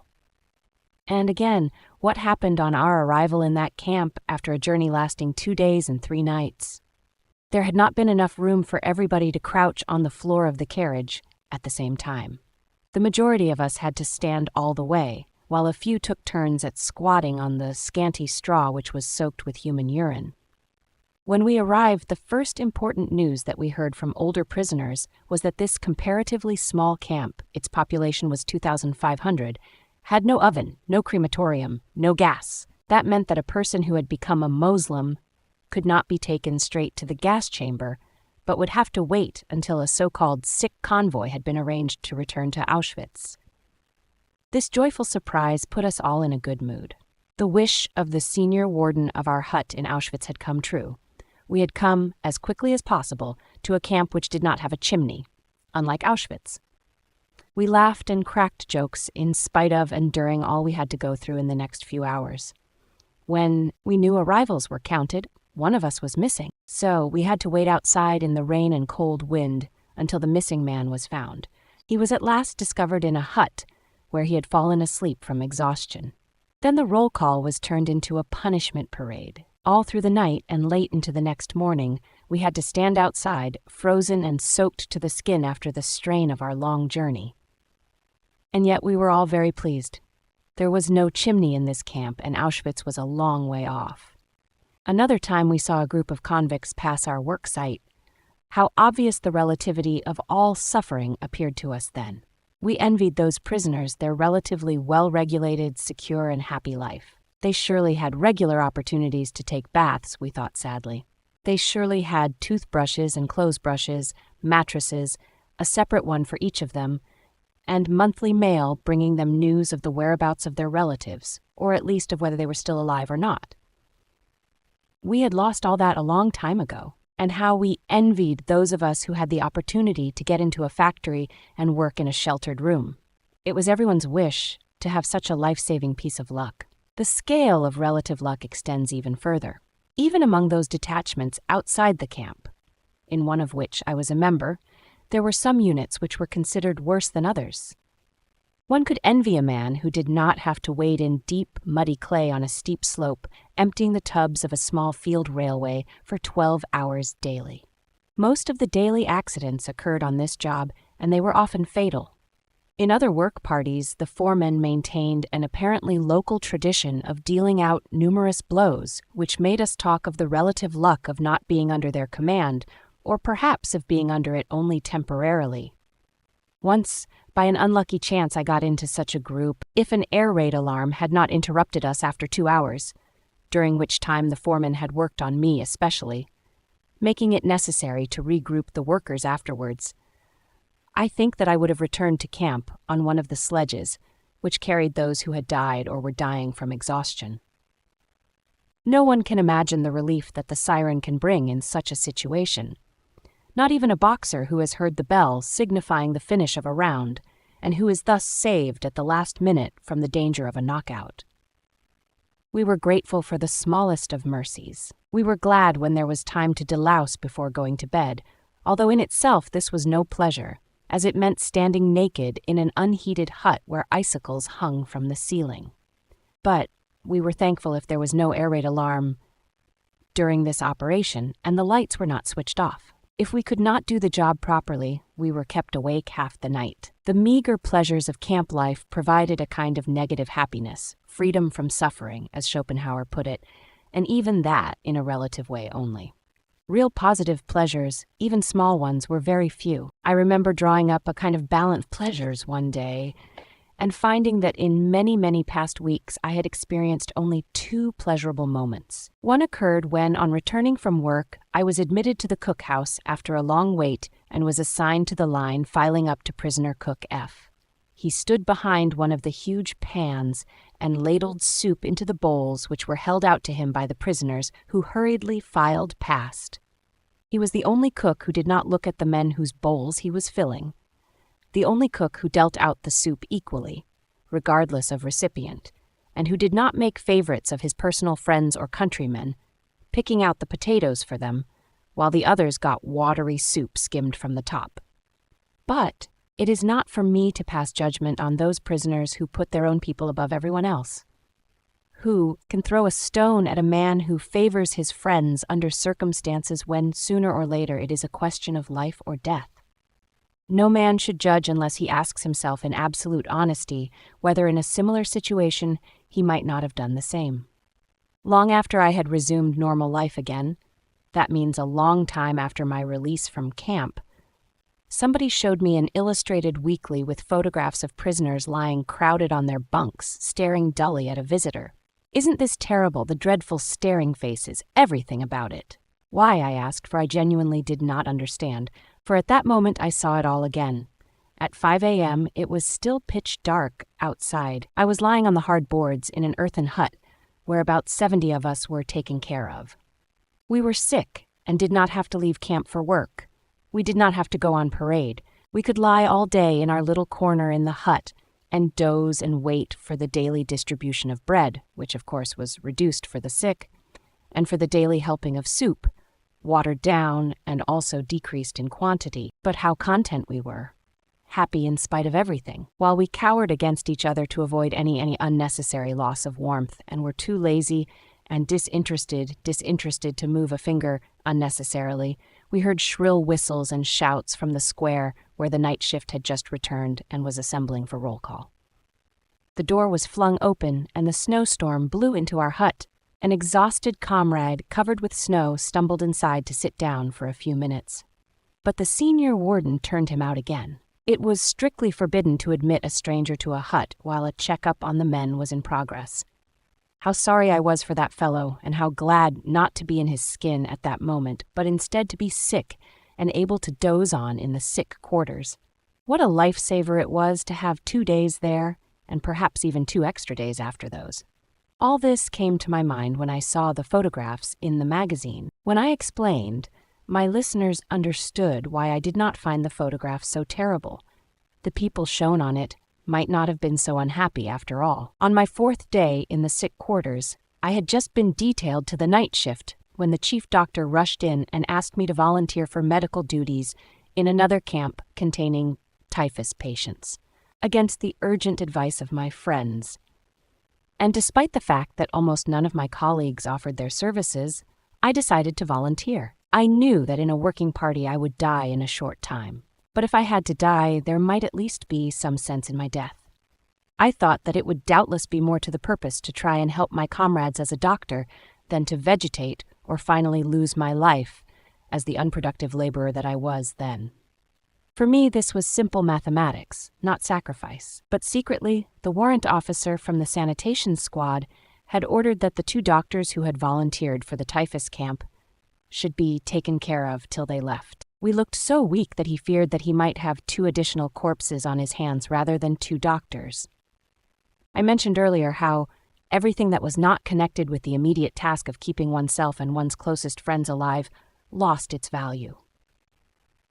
Everything was sacrificed to this end. A man's character became involved to the point that he was caught in a mental turmoil which threatened all the values he held and threw them into doubt under the influence of a world which no longer recognized the value of human life and human dignity, which had robbed man of his will and had made him an object to be exterminated, having planned, however, to make full use of him first, to the last ounce of his physical resources. Under this influence, the personal ego finally suffered a loss of values. If the man in the concentration camp did not struggle against this in a last effort to save his self-respect, he lost the feeling of being an individual, a being with a mind, with inner freedom and personal value. He thought of himself then as only a part of an enormous mass of people. His existence descended to the level of animal life. The men were herded, sometimes to one place, then to another, sometimes driven together, then apart, like a flock of sheep without a thought or a will of their own. A small but dangerous pack watched them from all sides, well versed in methods of torture and sadism. They drove the herd incessantly, backwards and forwards, with shouts, kicks, and blows, and we, the sheep, thought of 2 things only: how to evade the bad dogs and how to get a little food. Just like sheep that crowd timidly into the center of a herd, each of us tried to get into the middle of our formations. That gave one a better chance of avoiding the blows of the guards who were marching on either side and to the front and rear of our column. The central position had the added advantage of affording protection against the bitter winds. It was, therefore, in an attempt to save one's own skin that one literally tried to submerge into the crowd. This was done automatically in the formations, but at other times it was a very conscious effort on our part, in conformity with one of the camp's most imperative laws of self-preservation. Do not be conspicuous. We tried at all times to avoid attracting the attention of the SS. There were times, of course, when it was possible, and even necessary, to keep away from the crowd. It is well known that an enforced community life, in which attention is paid to everything one does at all times, may result in an irresistible urge to get away, at least for a short while. The prisoner craved to be alone with himself and his thoughts. He yearned for privacy and for solitude. After my transportation to a so-called rest camp, I had the rare fortune to find solitude for about 5 minutes at a time. Behind the earthen hut where I worked, and in which were crowded about 50 delirious patients, there was a quiet spot in a corner of the double fence of barbed wire surrounding the camp. A tent had been improvised there with a few poles and branches of trees in order to shelter a half-dozen corpses, the daily death rate in the camp. There was also a shaft leading to the water pipes. I squatted on the wooden lid of this shaft whenever my services were not needed.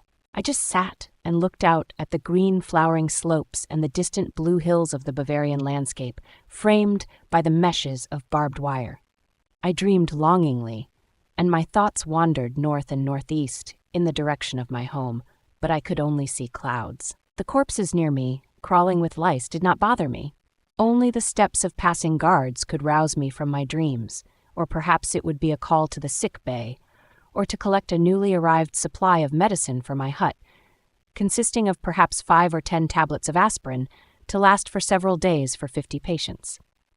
I collected them and then did my rounds, feeling the patients' pulses and giving half tablets to the serious cases. But the desperately ill received no medicine. It would not have helped, and besides, it would have deprived those for whom there was still some hope. For light cases, I had nothing, except perhaps a word of encouragement. In this way, I dragged myself from patient to patient, though I myself was weak and exhausted from a serious attack of typhus. Then I went back to my lonely place on the wood cover of the water shaft. This shaft, incidentally, once saved the lives of 3 fellow prisoners. Shortly before liberation, mass transports were organized to go to Dachau, and these 3 prisoners wisely tried to avoid the trip. They climbed down the shaft and hid there from the guards. I calmly sat on the lid, looking innocent, and playing a childish game of throwing pebbles at the barbed wire. On spotting me, the guard hesitated for a moment, but then passed on. Soon I could tell the 3 men below that the worst danger was over. It is very difficult for an outsider to grasp how very little value was placed on human life in camp. The camp inmate was hardened, but possibly became more conscious of this complete disregard of human existence when a convoy of sick men was arranged. The emaciated bodies of the sick were thrown on 2-wheeled carts which were drawn by prisoners for many miles, often through snowstorms, to the next camp. If one of the sick men had died before the cart left, he was thrown on anyway. The list had to be correct. The list was the only thing that mattered. A man counted only because he had a prison number. One literally became a number, dead or alive. That was unimportant. The life of a number was completely irrelevant. What stood behind that number and that life mattered even less: the fate, the history, the name of the man. In the transport of sick patients that I, in my capacity as a doctor, had to accompany from one camp in Bavaria to another, there was a young prisoner whose brother was not on the list, and therefore would have to be left behind. The young man begged so long that the camp warden decided to work an exchange, and the brother took the place of a man who, at the moment, preferred to stay behind. But the list had to be correct. That was easy. The brother just exchanged numbers with the other prisoner. As I have mentioned before, we had no documents. Everyone was lucky to own his body, which after all was still breathing. All else about us, i.e. the rags hanging from our gaunt skeletons, was only of interest if we were assigned to a transport of sick patients. The departing Moslems were examined with unabashed curiosity to see whether their coats or shoes were not better than one's own. After all, their fates were sealed. But those who stayed behind in camp, who were still capable of some work, had to make use of every means to improve their chances of survival. They were not sentimental. The prisoners saw themselves completely dependent on the moods of the guards, playthings of fate, and this made them even less human than the circumstances warranted. In Auschwitz, I had laid down a rule for myself which proved to be a good one, and which most of my comrades later followed. I generally answered all kinds of questions truthfully, but I was silent about anything that was not expressly asked for. If I were asked my age, I gave it. If asked about my profession, I said doctor, but did not elaborate. The first morning in Auschwitz, an SS officer came to the parade ground. We had to fall into separate groups of prisoners, over 40 years, under 40 years, metal workers, mechanics, and so forth. Then we were examined for ruptures, and some prisoners had to form a new group. The group that I was in was driven to another hut, where we lined up again. After being sorted out once more and having answered questions as to my age and profession, I was sent to another small group. Once more we were driven to another hut and grouped differently. This continued for some time, and I became quite unhappy, finding myself among strangers who spoke unintelligible foreign languages. Then came the last selection, and I found myself back in the group that had been with me in the first hut. They had barely noticed that I had been sent from hut to hut in the meantime, but I was aware that in those few minutes fate had passed me in many different forms. When the transport of sick patients for the rest camp was organized, my name, that is, my number, was put on the list, since a few doctors were needed. But no one was convinced that the destination was really a rest camp. A few weeks previously, the same transport had been prepared. Then, too, everyone had thought that it was destined for the gas ovens. When it was announced that anyone who volunteered for the dreaded night shift would be taken off the transport list, 82 prisoners volunteered immediately. A quarter of an hour later, the transport was canceled, but the 82 stayed on the list for the night shift. For the majority of them, this meant death within the next fortnight. Now the transport for the rest camp was arranged for the second time. Again, no one knew whether this was a ruse to obtain the last bit of work from the sick, if only for 14 days, or whether it would go to the gas ovens or to a genuine rest camp. The chief doctor, who had taken a liking to me, told me furtively one evening at 9:45, "I have made it known in the orderly room that you can still have your name crossed off the list. You may do so up till 10 o'clock. I told him that this was not my way, that I had learned to let fate take its course. I might as well stay with my friends, I said. There was a look of pity in his eyes as if he knew. He shook my hand silently as though it were a farewell, not for life but from life. Slowly I walked back to my hut. There I found a good friend waiting for me. "You really want to go with them?" he asked sadly. "Yes, I am going." Tears came to his eyes, and I tried to comfort him. Then there was something else to do, to make my will. "Listen, Otto, if I don't get back home to my wife, and if you should see her again, then tell her that I talked to her daily, hourly. You remember. Secondly, I have loved her more than anyone. Thirdly, the short time I have been married to her outweighs everything, even all we have gone through here. Otto, where are you now? Are you alive? What has happened to you since our last hour together? Did you find your wife again? And do you remember how I made you learn my will by heart? Word for word, in spite of your childlike tears? The next morning I departed with the transport. This time it was not a ruse. We were not heading for the gas chambers, and we actually did go to a rest camp.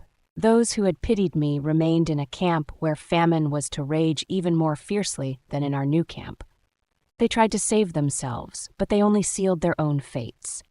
Months later, after liberation, I met a friend from the old camp. He related to me how he, as camp policeman, had searched for a piece of human flesh that was missing from a pile of corpses. He confiscated it from a pot in which he found it cooking. Cannibalism had broken out. I had left just in time. Does this not bring to mind the story of death in Tehran? A rich and mighty Persian once walked in his garden with one of his servants. The servant cried that he had just encountered death, who had threatened him. He begged his master to give him his fastest horse so that he could make haste and flee to Tehran, which he could reach that same evening. The master consented, and the servant galloped off on the horse. On returning to his house, the master himself met Death and questioned him. "Why did you terrify and threaten my servant?" "I did not threaten him. I only showed surprise in still finding him here when I planned to meet him tonight in Tehran," said Death. The camp inmate was frightened of making decisions and of taking any sort of initiative whatsoever. This was the result of a strong feeling that fate was one's master, and that one must not try to influence it in any way, but instead let it take its own course. In addition, there was a great apathy, which contributed in no small part to the feelings of the prisoner. At times, lightning decisions had to be made, decisions which spelled life or death. The prisoner would have preferred to let fate make the choice for him. This escape from commitment was most apparent when a prisoner had to make the decision for or against an escape attempt. In those minutes in which he had to make up his mind, and it was always a question of minutes, he suffered the tortures of hell. Should he make the attempt to flee? Should he take the risk? I too experienced this torment. As the battlefront drew nearer, I had the opportunity to escape. A colleague of mine, who had to visit huts outside the camp in the course of his medical duties, wanted to escape and take me with him. Under the pretense of holding a consultation about a patient whose illness required a specialist's advice, he smuggled me out. Outside the camp, a member of a foreign resistance movement was to supply us with uniforms and documents. At the last moment, there were some technical difficulties, and we had to return to camp once more. We used this opportunity to provide ourselves with provisions, a few rotten potatoes, and to look for a rucksack. We broke into an empty hut of the women's camp, which was vacant, as the women had been sent to another camp. The hut was in great disorder. It was obvious that many women had acquired supplies and fled. There were rags, straw, rotting food, and broken crockery. Some bowls were still in good condition and would have been very valuable to us, but we decided not to take them. We knew that lately, as conditions had become desperate, they had been used not only for food, but also as wash basins and chamber pots. There was a strictly enforced rule against having any kind of utensil in the hut. However, some people were forced to break this rule, especially the typhus patients, who were much too weak to go outside, even with help. While I acted as a screen, my friend broke into the hut and returned shortly with a rucksack which he hid under his coat. He had seen another one inside which I was to take, so we changed places and I went in. As I searched in the rubbish, finding the rucksack and even a toothbrush, I suddenly saw, among all the things that had been left behind, the body of a woman.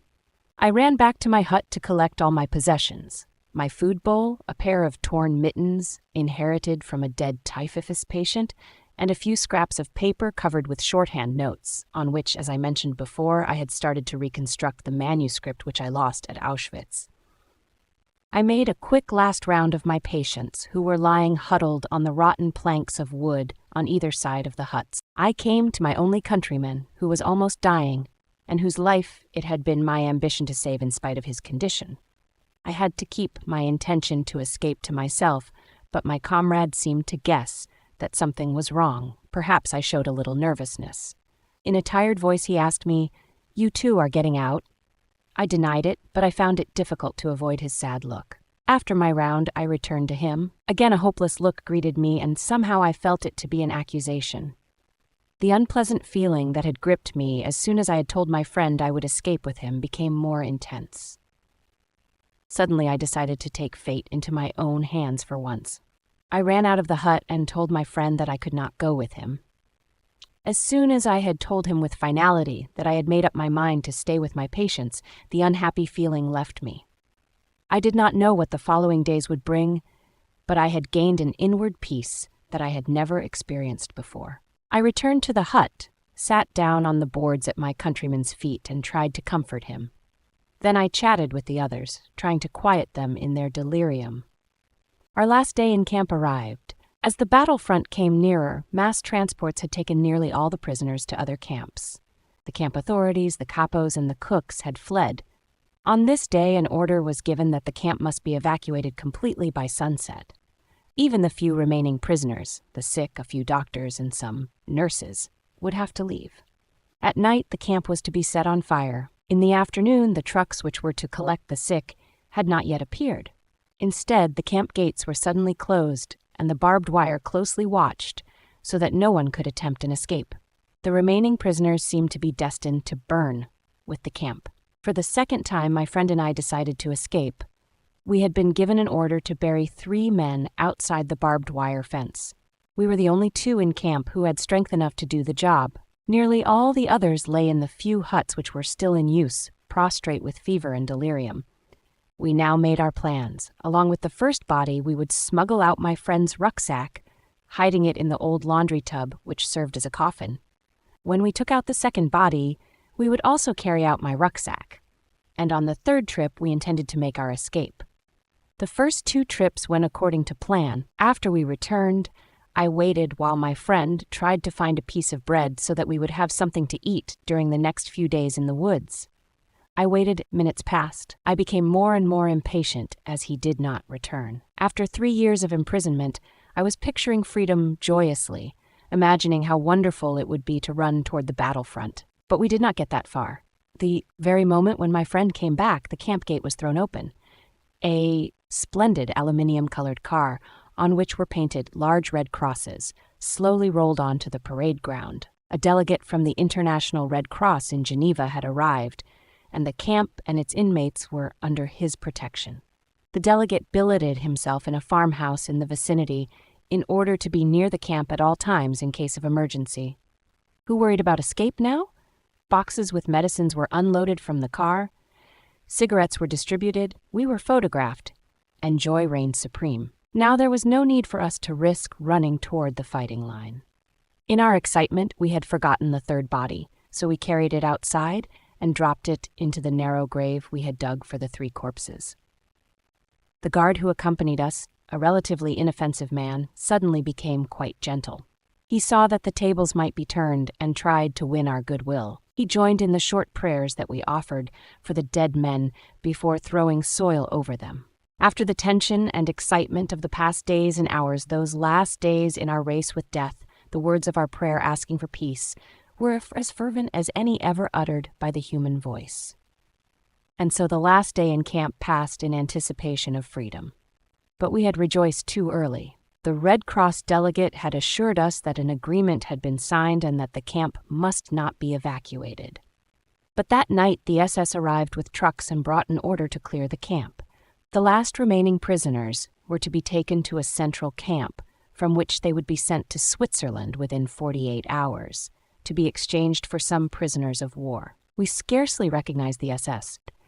They were so friendly, trying to persuade us to get in the trucks without fear, telling us that we should be grateful for our good luck. Those who were strong enough crowded into the trucks, and the seriously ill and feeble were lifted up with difficulty. My friend and I, we did not hide our rucksacks now, stood in the last group, from which 13 would be chosen for the next to last truck. The chief doctor counted out the requisite number, but he omitted the 2 of us. The 13 were loaded into the truck, and we had to stay behind. Surprised, very annoyed, and disappointed, we blamed the chief doctor, who excused himself by saying that he had been tired and distracted. He said that he had thought we still intended to escape. Impatiently, we sat down, keeping our rucksacks on our backs, and waited with the few remaining prisoners for the last truck. We had to wait a long time. Finally, we lay down on the mattresses of the deserted guard room, exhausted by the excitement of the last few hours and days, during which we had fluctuated continually between hope and despair. We slept in our clothes and shoes, ready for the journey. The noise of rifles and cannons woke us. The flashes of tracer bullets and gunshots entered the hut. The chief doctor dashed in and ordered us to take cover on the floor. One prisoner jumped on my stomach from the bed above me and with his shoes on. That awakened me, all right. Then we grasped what was happening. The battlefront had reached us. The shooting decreased and morning dawned. Outside on the pole at the camp gate, a white flag floated in the wind. Many weeks later, we found out that even in those last hours, fate had toyed with us few remaining prisoners. We found out just how uncertain human decisions are, especially in matters of life and death. I was confronted with photographs which had been taken in a small camp not far from ours. Our friends who had thought they were traveling to freedom that night had been taken in the trucks to this camp, and there they were locked in the huts and burned to death. Their partially charred bodies were recognizable on the photograph. I thought again of death in Tehran. Apart from its role as a defensive mechanism, the prisoner's apathy was also the result of other factors. Hunger and lack of sleep contributed to it, as they do in normal life also, and to the general irritability, which was another characteristic of the prisoner's mental state. The lack of sleep was due partly to the pestering of vermin, which infested the terribly overcrowded huts because of the general lack of hygiene and sanitation. The fact that we had neither nicotine nor caffeine also contributed to the state of apathy and irritability. Besides these physical causes, there were mental ones, in the form of certain complexes. The majority of prisoners suffered from a kind of inferiority complex. We all had once been, or had fancied ourselves to be, somebody. Now we were treated like complete non-entities. The consciousness of one's inner value is anchored in higher, more spiritual things and cannot be shaken by camp life. But how many free men, let alone prisoners, possess it? Without consciously thinking about it, the average prisoner felt himself utterly degraded. This became obvious when one observed the contrasts offered by the singular sociological structure of the camp. The more prominent prisoners, the capos, the cooks, the storekeepers, and the camp policemen, did not, as a rule, feel degraded at all, like the majority of prisoners, but on the contrary, promoted. Some even developed miniature delusions of grandeur. The mental reaction of the envious and grumbling majority toward this favored minority found expression in several ways, sometimes in jokes. For instance, I heard one prisoner talk to another about a capo, saying, "Imagine! I knew that man when he was only the president of a large bank. Isn't it fortunate that he has risen so far in the world?" Whenever the degraded majority and the promoted minority came into conflict, and there were plenty of opportunities for this, starting with the distribution of food, the results were explosive. Therefore, the general irritability, whose physical causes were discussed above, became most intense when these mental tensions were added. It is not surprising that this tension often ended in a general fight. Since the prisoner continually witnessed scenes of beatings, the impulse toward violence was increased. I myself felt my fists clench when anger came over me while I was famished and tired. I was usually very tired, since we had to stoke our stove, which we were allowed to keep in our hut for the typhus patients throughout the nights. However, some of the most idyllic hours I have ever spent were in the middle of the night when all the others were delirious or sleeping. I could lie stretched out in front of the stove and roast a few pilfered potatoes in a fire made from stolen charcoal. But the following day, I always felt even more tired, insensitive, and irritable. While I was working as a doctor in the typhus block, I also had to take the place of the senior block warden who was ill. Therefore, I was responsible to the camp authority for keeping the hut clean, if clean can be used to describe such a condition. The preteens at inspection, to which the hut was frequently submitted, was more for the purpose of torture than of hygiene. More food and a few drugs would have helped, but the only concern of the inspectors was whether a piece of straw was left in the center corridor, or whether the dirty, ragged, and verminous blankets of the patients were tucked in neatly at their feet. As to the fate of the inmates, they were quite unconcerned. If I reported smartly, whipping my prison cap from my shorn head and clicking my heels, hut number V69, 52 patients, 2 nursing orderlies, and 1 doctor, they were satisfied. And then they would leave. But until they arrived, often they were hours later than announced, and sometimes did not come at all. I was forced to keep straightening blankets, picking up bits of straw which fell from the bunks, and shouting at the poor devils who tossed in their beds and threatened to upset all my efforts at tidiness and cleanliness. Apathy was particularly increased among the feverish patients, so that they did not react at all unless they were shouted at. Even this failed at times, and then it took tremendous self-control not to strike them, for one's own irritability took on enormous proportions in the face of the other's apathy, and especially in the face of the danger, i.e., the approaching inspection which was caused by it. In attempting this psychological presentation and a psychopathological explanation of the typical characteristics of a concentration camp inmate, I may give the impression that the human being is completely and unavoidably influenced by his surroundings. In this case, the surroundings being the unique structure of camp life which forced the prisoner to conform his conduct to a certain set pattern. But what about human liberty? Is there no spiritual freedom in regard to behavior and reaction to any given surroundings? Is that theory true which would have us believe that man is no more than a product of many conditional and environmental factors, be they of a biological, psychological, or sociological nature? Is man but an accidental product of these? Most important, do the prisoner's reactions to the singular world of the concentration camp prove that man cannot escape the influences of his surroundings? Does man have no choice of action in the face of such circumstances? We can answer these questions from experience as well as on principle. The experiences of camp life show that man does have a choice of action. There were enough examples, often of a heroic nature, which proved that apathy could be overcome, irritability suppressed. Man can preserve a vestige of spiritual freedom, of independence of mind, even in such terrible conditions of psychic and physical stress. We who lived in concentration camps can remember the men who walked through the huts comforting others, giving away their last piece of bread.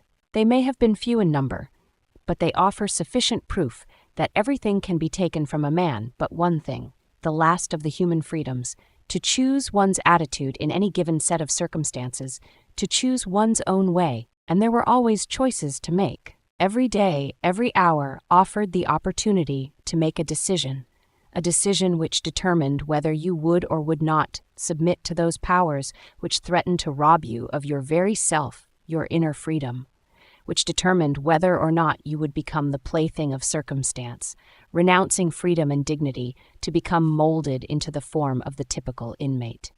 Seen from this point of view, the mental reactions of the inmates of a concentration camp must seem more to us than the mere expression of certain physical and sociological conditions.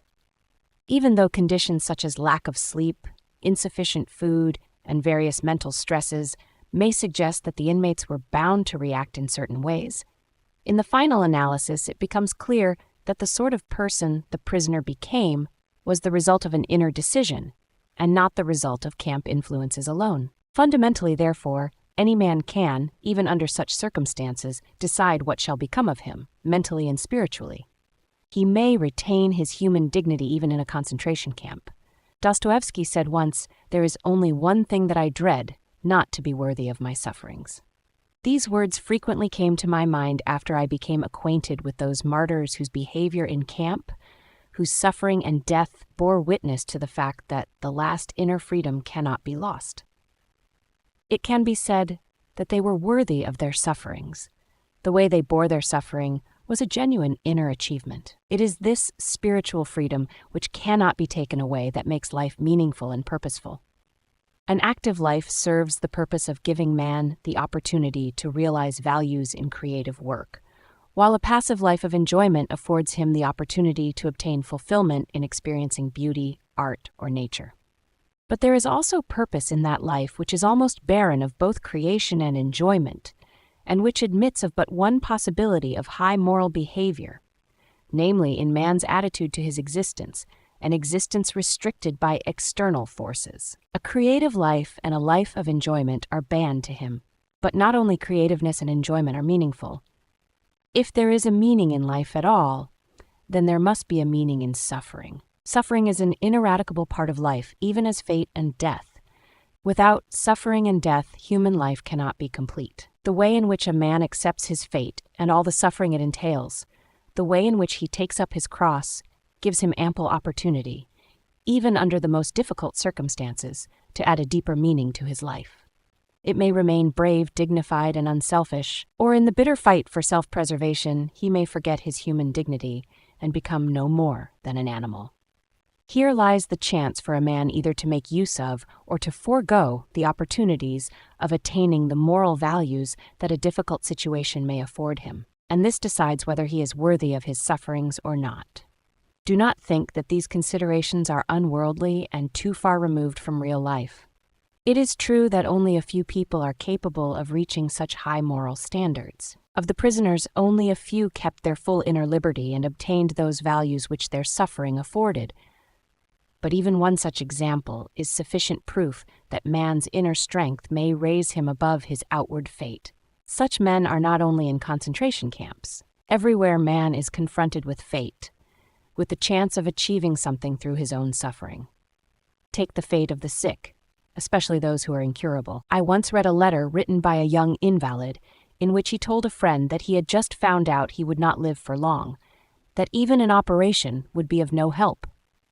He wrote further that he remembered a film he had seen in which a man was portrayed who waited for death in a courageous and dignified way.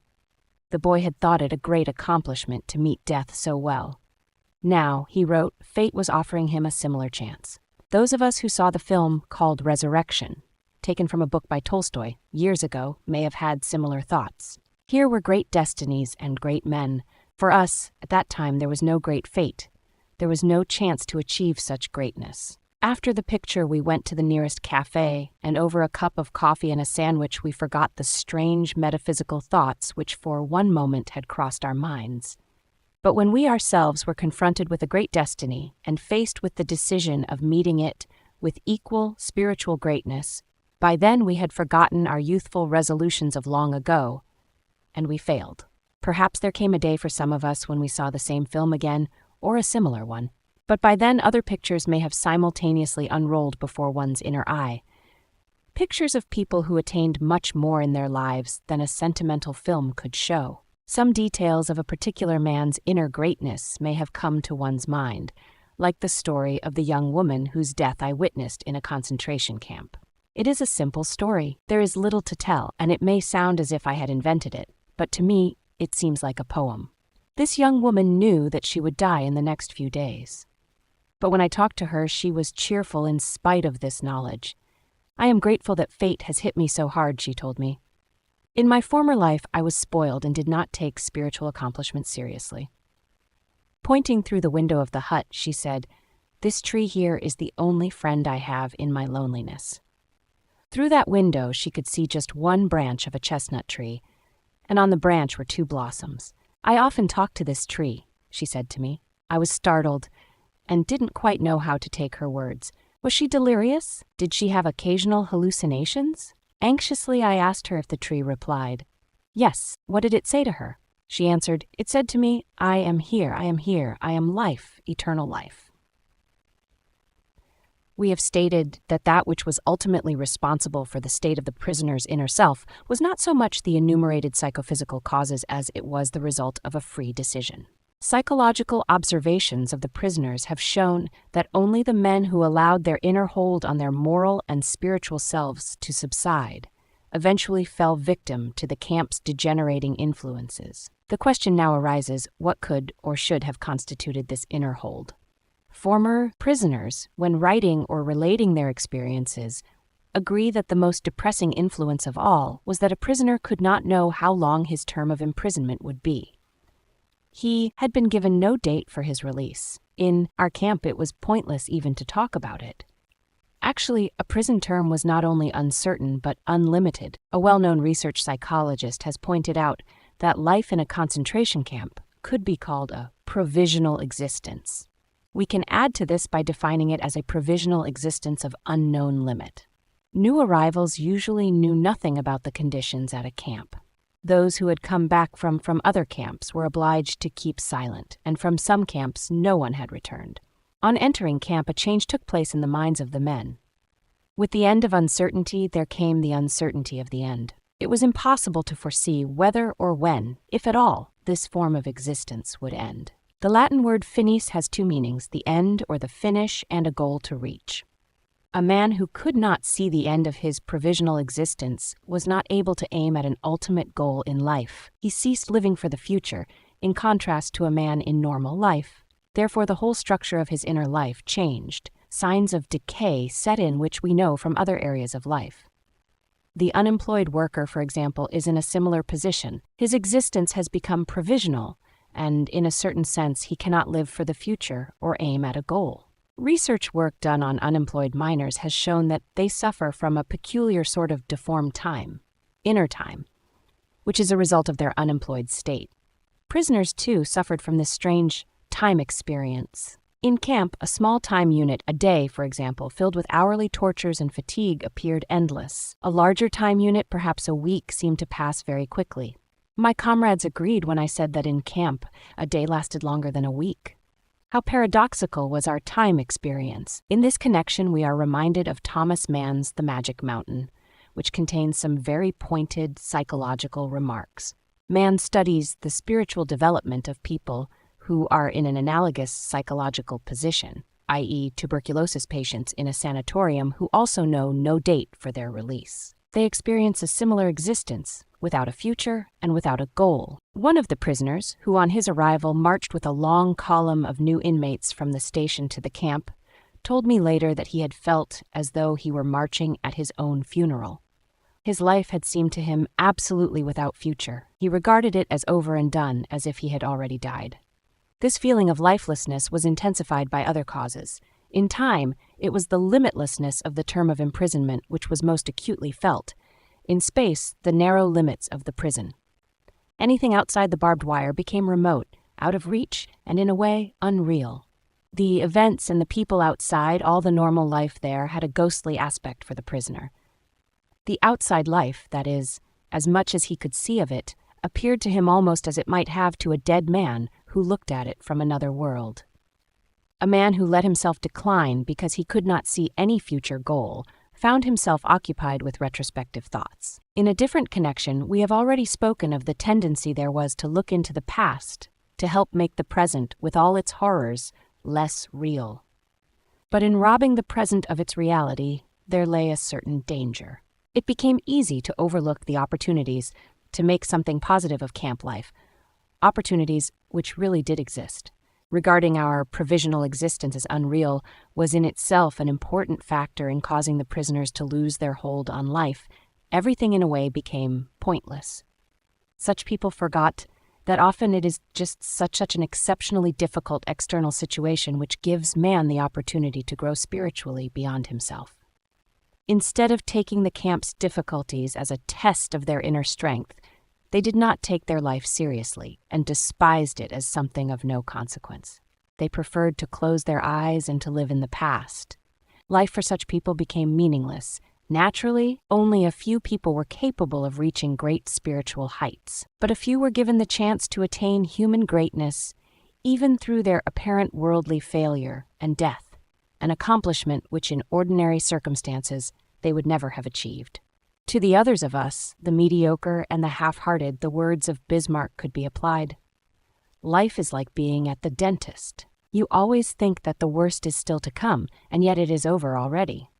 Varying this, we could say that most men in a concentration camp believed that the real opportunities of life had passed. Yet, in reality, there was an opportunity and a challenge. One could make a victory of those experiences, turning life into an inner triumph, or one could ignore the challenge and simply vegetate, as did a majority of the prisoners. Any attempt at fighting the camp's psychopathological influence on the prisoner by psychotherapeutic or psychohygienic methods had to aim at giving him inner strength by pointing out to him a future goal to which he could look forward. Instinctively, some of the prisoners attempted to find one on their own. It is a peculiarity of man that he can only live by looking to the future, subspecie aeternitatis. And this is his salvation in the most difficult moments of his existence, although he sometimes has to force his mind to the task. I remember a personal experience. Almost in tears from pain, I had terrible sores on my feet from wearing torn shoes. I limped a few kilometers with our long column of men from the camp to our work site. Very cold, bitter wind struck us. I kept thinking of the endless little problems of our miserable life.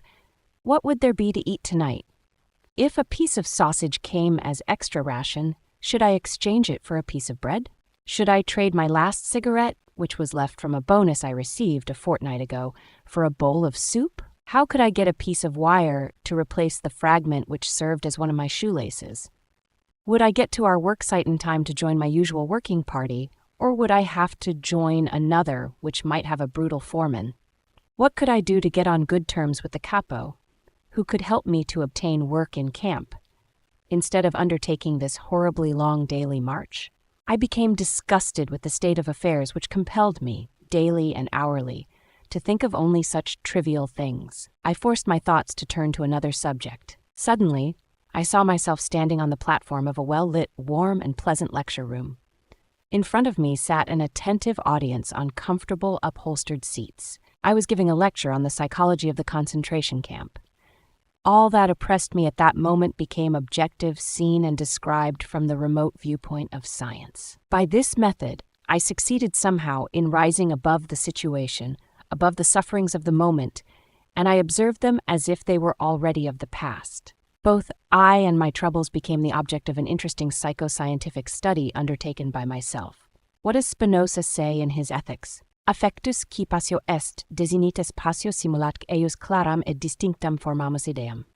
Emotion, which is suffering, ceases to be suffering as soon as we form a clear and precise picture of it.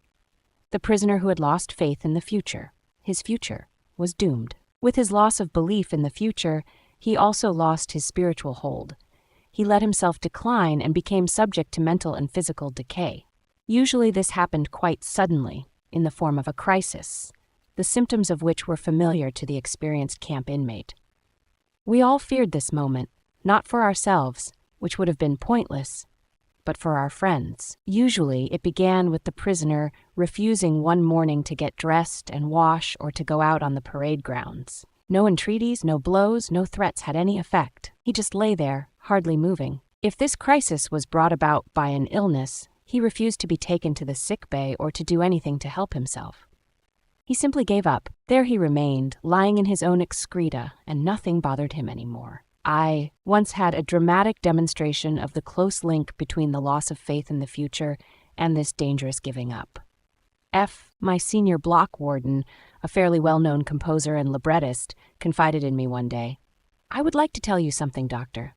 I have had a strange dream. Voice told me that I could wish for something, that I should only say what I wanted to know, and all my questions would be answered. What do you think I asked? That I would like to know when the war would be over for me." "You know what I mean, doctor, for me. I wanted to know when our camp would be liberated and our sufferings come to an end."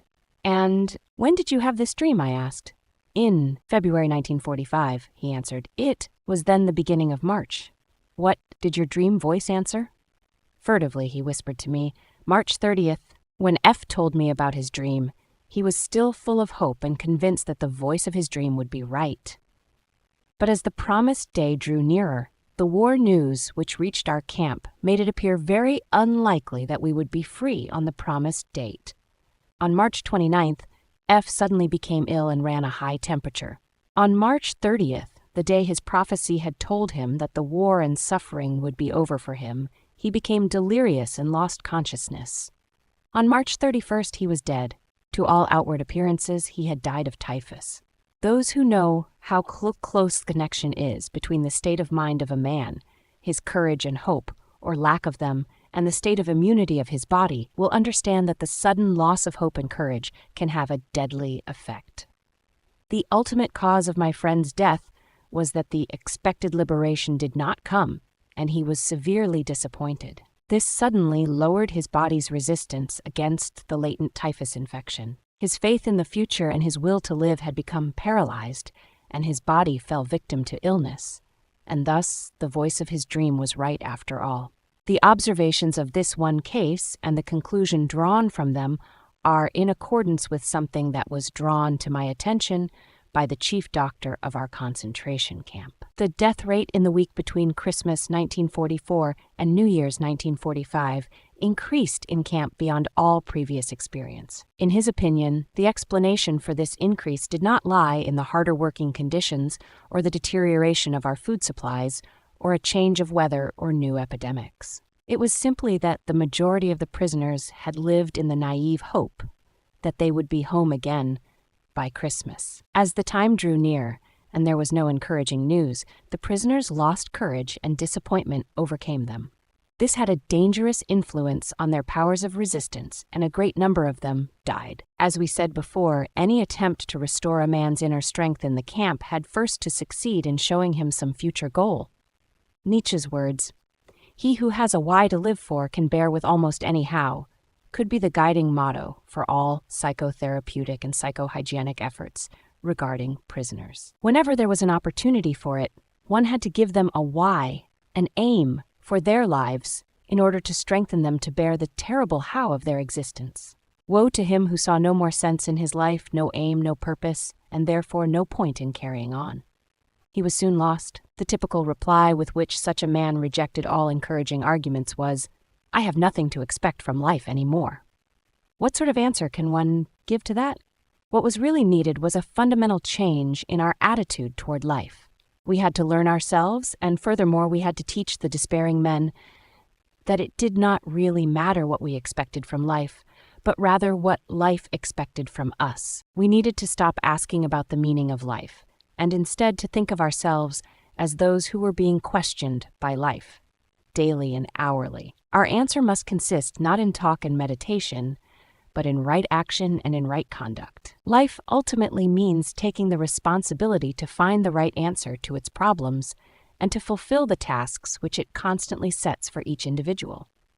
These tasks, and therefore the meaning of life, differ from man to man and from moment to moment. Thus, it is impossible to define the meaning of life in a general way. Questions about the meaning of life can never be answered by sweeping statements. Life does not mean something vague, but something very real and concrete, just as life's tasks are also very real and concrete. They form man's destiny, which is different and unique for each individual. No man and no destiny can be compared with any other man or any other destiny. No situation repeats itself, and each situation calls for a different response. Sometimes the situation in which a man finds himself may require him to shape his own fate by action. At other times, it is more advantageous for him to make use of an opportunity for contemplation and to realize assets in this way. Sometimes man may be required simply to accept fate to bear his cross. Every situation is distinguished by its uniqueness, and there is always only one right answer to the problem posed by the situation at hand. When a man finds that it is his destiny to suffer, he will have to accept his suffering as his task, his single and unique task. He will have to acknowledge the fact that even in suffering, he is unique and alone in the universe. No one can relieve him of his suffering or suffer in his place. His unique opportunity lies in the way in which he bears his burden. For us, as prisoners, these thoughts were not speculations far removed from reality. They were the only thoughts that could be of help to us. They kept us from despair, even when there seemed to be no chance of coming out of it alive. Long ago, we had passed the stage of asking what was the meaning of life, a naive query which understands life as the attaining of some aim through the active creation of something of value. For us, the meaning of life embraced the wider cycles of life and death, of suffering and of dying. Once the meaning of suffering had been revealed to us, we refused to minimize or alleviate the camp's tortures by ignoring them or harboring false illusions and entertaining artificial optimism. Suffering had become a task on which we did not want to turn our backs. We had realized its hidden opportunities for achievement, the opportunities which caused the poet Rilke to write, "Wie viel ist aufzuleiden?" How much suffering there is to get through. Rilke spoke of getting through suffering as others would talk of getting through work. There was plenty of suffering for us to get through. Therefore, it was necessary to face up to the full amount of suffering, trying to keep moments of weakness and furtive tears to a minimum. But there was no need to be ashamed of tears, for tears bore witness that a man had the greatest of courage, the courage to suffer. Only very few realized that. Shamefacedly, some confessed occasionally that they had wept, like the comrade who answered my question of how he had gotten over his edema, by confessing, "I have wept it out of my system." The tender beginnings of a psychotherapy or psychohygiene were, when they were possible at all in the camp, either individual or collective in nature. The individual psychotherapeutic attempts were often a kind of life-saving procedure. These efforts were usually concerned with the prevention of suicides. A very strict camp ruling forbade any efforts to save a man who attempted suicide. It was forbidden, for example, to cut down a man who was trying to hang himself. Therefore, it was all important to prevent these attempts from occurring. I remember 2 cases of would-be suicide, which bore a striking similarity to each other. Both men had talked of their intentions to commit suicide. Both used the typical argument they had nothing more to expect from life. In both cases, it was a question of getting them to realize that life was still expecting something from them. Something in the future was expected of them. We found, in fact, that for the one, it was his child whom he adored and who was waiting for him in a foreign country.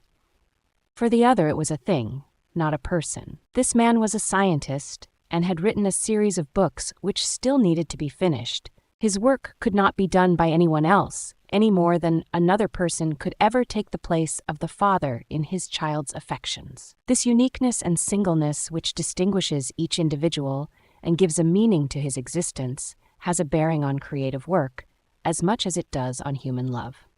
When the impossibility of replacing a person is realized, it allows the responsibility which a man has for his existence and its continuance to appear in all its magnitude.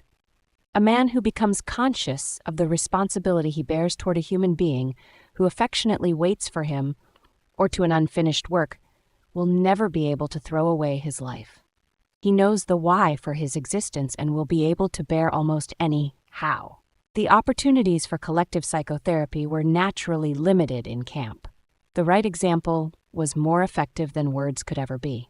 A senior block warden, who did not side with the authorities, had, by his just and encouraging behavior, 1,000 opportunities to exert a far-reaching moral influence on those under his jurisdiction. The immediate influence of behavior is always more effective than that of words. But at times a word was effective too, when mental receptiveness had been intensified by some outer circumstances. I remember an incident when there was occasion for psychotherapeutic work on the inmates of a whole hut due to an intensification of their receptiveness because of a certain external situation. It had been a bad day. On parade, an announcement had been made about the many actions would, from then on, be regarded as sabotage and therefore punishable by immediate death by hanging. Among these were crimes such as cutting small strips from our old blankets in order to improvise ankle supports, and very minor thefts. A few days previously, a semi-starved prisoner had broken into the potato store to steal a few pounds of potatoes. The theft had been discovered and some prisoners had recognized the burglar. When the camp authorities heard about it, they ordered that the guilty man be given up to them, or the whole camp would starve for a day. Naturally, the 2,500 men preferred to fast. On the evening of this day of fasting, we lay in our earthen huts, in a very low mood. Very little was said and every word sounded irritable. Then, to make matters even worse, the light went out. Tempers reached their lowest ebb, but our senior block warden was a wise man. He improvised a little talk about all that was on our minds at that moment. He talked about the many comrades who had died in the last few days, either of sickness or of suicide. But he also mentioned what may have been the real reason for their deaths: giving up hope. He maintained that there should be some way of preventing possible future victims from reaching this extreme state. And it was to me that the warden pointed to give this advice. God knows, I was not in the mood to give psychological explanations or to preach any sermons, to offer my comrades a kind of medical care of their souls. I was cold and hungry, irritable and tired, but I had to make the effort and use this unique opportunity. Encouragement was now more necessary than ever.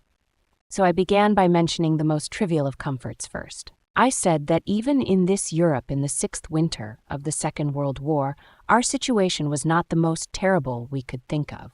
I said that each of us had to ask himself what irreplaceable losses he had suffered up to then. I speculated that for most of them, these losses had really been few. Whoever was still alive had reason for hope. Health, family, happiness, professional abilities, fortune, position in society, all these were things that could be achieved again or restored. After all, we still had all our bones intact. Whatever we had gone through could still be an asset to us in the future. And I quoted from Nietzsche, "Was mich nicht umbringt, macht mich stärker." That which does not kill me makes me stronger. Then I spoke about the future. I said that to the impartial, the future must seem hopeless. I agreed that each of us could guess for himself how small were his chances of survival. I told them that although there was still no typhus epidemic in the camp, I estimated my own chances at about 1 in 20. But I also told them that, in spite of this, I had no intention of losing hope and giving up, for no man knew what the future would bring, much less the next hour. Even if we could not expect any sensational military events in the next few days, who knew better than we, with our experience of camps, how great chances sometimes opened up quite suddenly, at least for the individual. For instance, one might be attached unexpectedly to a special group with exceptionally good working conditions, for this was the kind of thing which constituted the luck of the prisoner. But I did not only talk of the future and the veil which was drawn over it. I also mentioned the past, all its joys, and how its light shone even in the present darkness. Again, I quoted a poet, to avoid sounding like a preacher myself, who had written, "Was du erlebst, kann keine Macht der Welt dir rauben." What you have experienced, no power on earth can take from you. Not only our experiences, but all we have done, whatever great thoughts we may have had, and all we have suffered, all this is not lost, though it is past. We have brought it into being. Having been is also a kind of being, and perhaps the surest kind. Then I spoke of the many opportunities of giving life a meaning. I told my comrades, who lay motionless, although occasionally a sigh could be heard, that human life, under any circumstances, never ceases to have a meaning, and that this infinite meaning of life includes suffering and dying, privation and death. I asked the poor creatures who listened to me attentively in the darkness of the hut to face up to the seriousness of our position. They must not lose hope, but should keep their courage in the certainty that the hopelessness of our struggle did not detract from its dignity and its meaning. I said that someone looks down on each of us in difficult hours, a friend, a wife, somebody alive or dead, or a god, and he would not expect us to disappoint him. He would hope to find us suffering proudly, not miserably, knowing how to die. And finally, I spoke of our sacrifice, which had meaning in every case. It was in the nature of this sacrifice that it should appear to be pointless in the normal world, the world of material success. But in reality, our sacrifice did have a meaning. Those of us who had any religious faith, I said frankly, could understand without difficulty. I told them of a comrade who, on his arrival in camp, had tried to make a pact with heaven, that his suffering and death should save the human being he loved from a painful end. For this man, suffering and death were meaningful. His was a sacrifice of the deepest significance. He did not want to die for nothing. None of us wanted that. The purpose of my words was to find a full meaning in our life, then and there, in that hut, and in that practically hopeless situation. I saw that my efforts had been successful. When the electric bulb flared up again, I saw the miserable figures of my friends limping toward me to thank me with tears in their eyes. But I have to confess here that only too rarely had I the inner strength to make contact with my companions in suffering, and that I must have missed many opportunities for doing so. We now come to the third stage of a prisoner's mental reactions, the psychology of the prisoner after his liberation. But prior to that, we shall consider a question which the psychologist is asked frequently, especially when he has personal knowledge of these matters. What can you tell us about the psychological makeup of the camp guards? How is it possible that men of flesh and blood could treat others as so many prisoners say they have been treated? Having once heard these accounts and having come to believe that these things did happen, one is bound to ask how psychologically they could happen. To answer this question without going into great detail, a few things must be pointed out. First, among the guards there were some sadists in the purest clinical sense. Second, these sadists were always selected when a really severe detachment of guards was needed. There was great joy at our work site when we had permission to warm ourselves for a few minutes, after 2 hours of work in the bitter frost, in front of a little stove, which was fed with twigs and scraps of wood. But there were always some foremen who found a great pleasure in taking this comfort from us. How clearly their faces reflected this pleasure when they not only forbade us to stand there, but turned over the stove and dumped its lovely fire into the snow. When the SS took a dislike to a person, there was always some special man in their ranks known to have a passion for and to be highly specialized in sadistic torture, to whom the unfortunate prisoner was sent. Third, the feelings of the majority of the guards had been dulled by the number of years in which, in ever-increasing doses, they had witnessed the brutal methods of the camp. These morally and mentally hardened men at least refused to take active part in sadistic measures, but they did not prevent others from carrying them out. Fourth, it must be stated that even among the guards there were some who took pity on us. I shall only mention the commander of the camp from which I was liberated. It was found after the liberation. Only the camp doctor, a prisoner himself, had known of it previously, that this man had paid no small sum of money from his own pocket in order to purchase medicines for his prisoners from the nearest market town, 1. But the senior camp warden, a prisoner himself, was harder than any of the SS guards. He beat the other prisoners at every slightest opportunity, while the camp commander, to my knowledge, never once lifted his hand against any of us. An interesting incident with reference to this SS commander is in regard to the attitude toward him of some of his Jewish prisoners. At the end of the war, when the American troops liberated the prisoners from our camp, 3 young Hungarian Jews hid this commander in the Bavarian woods.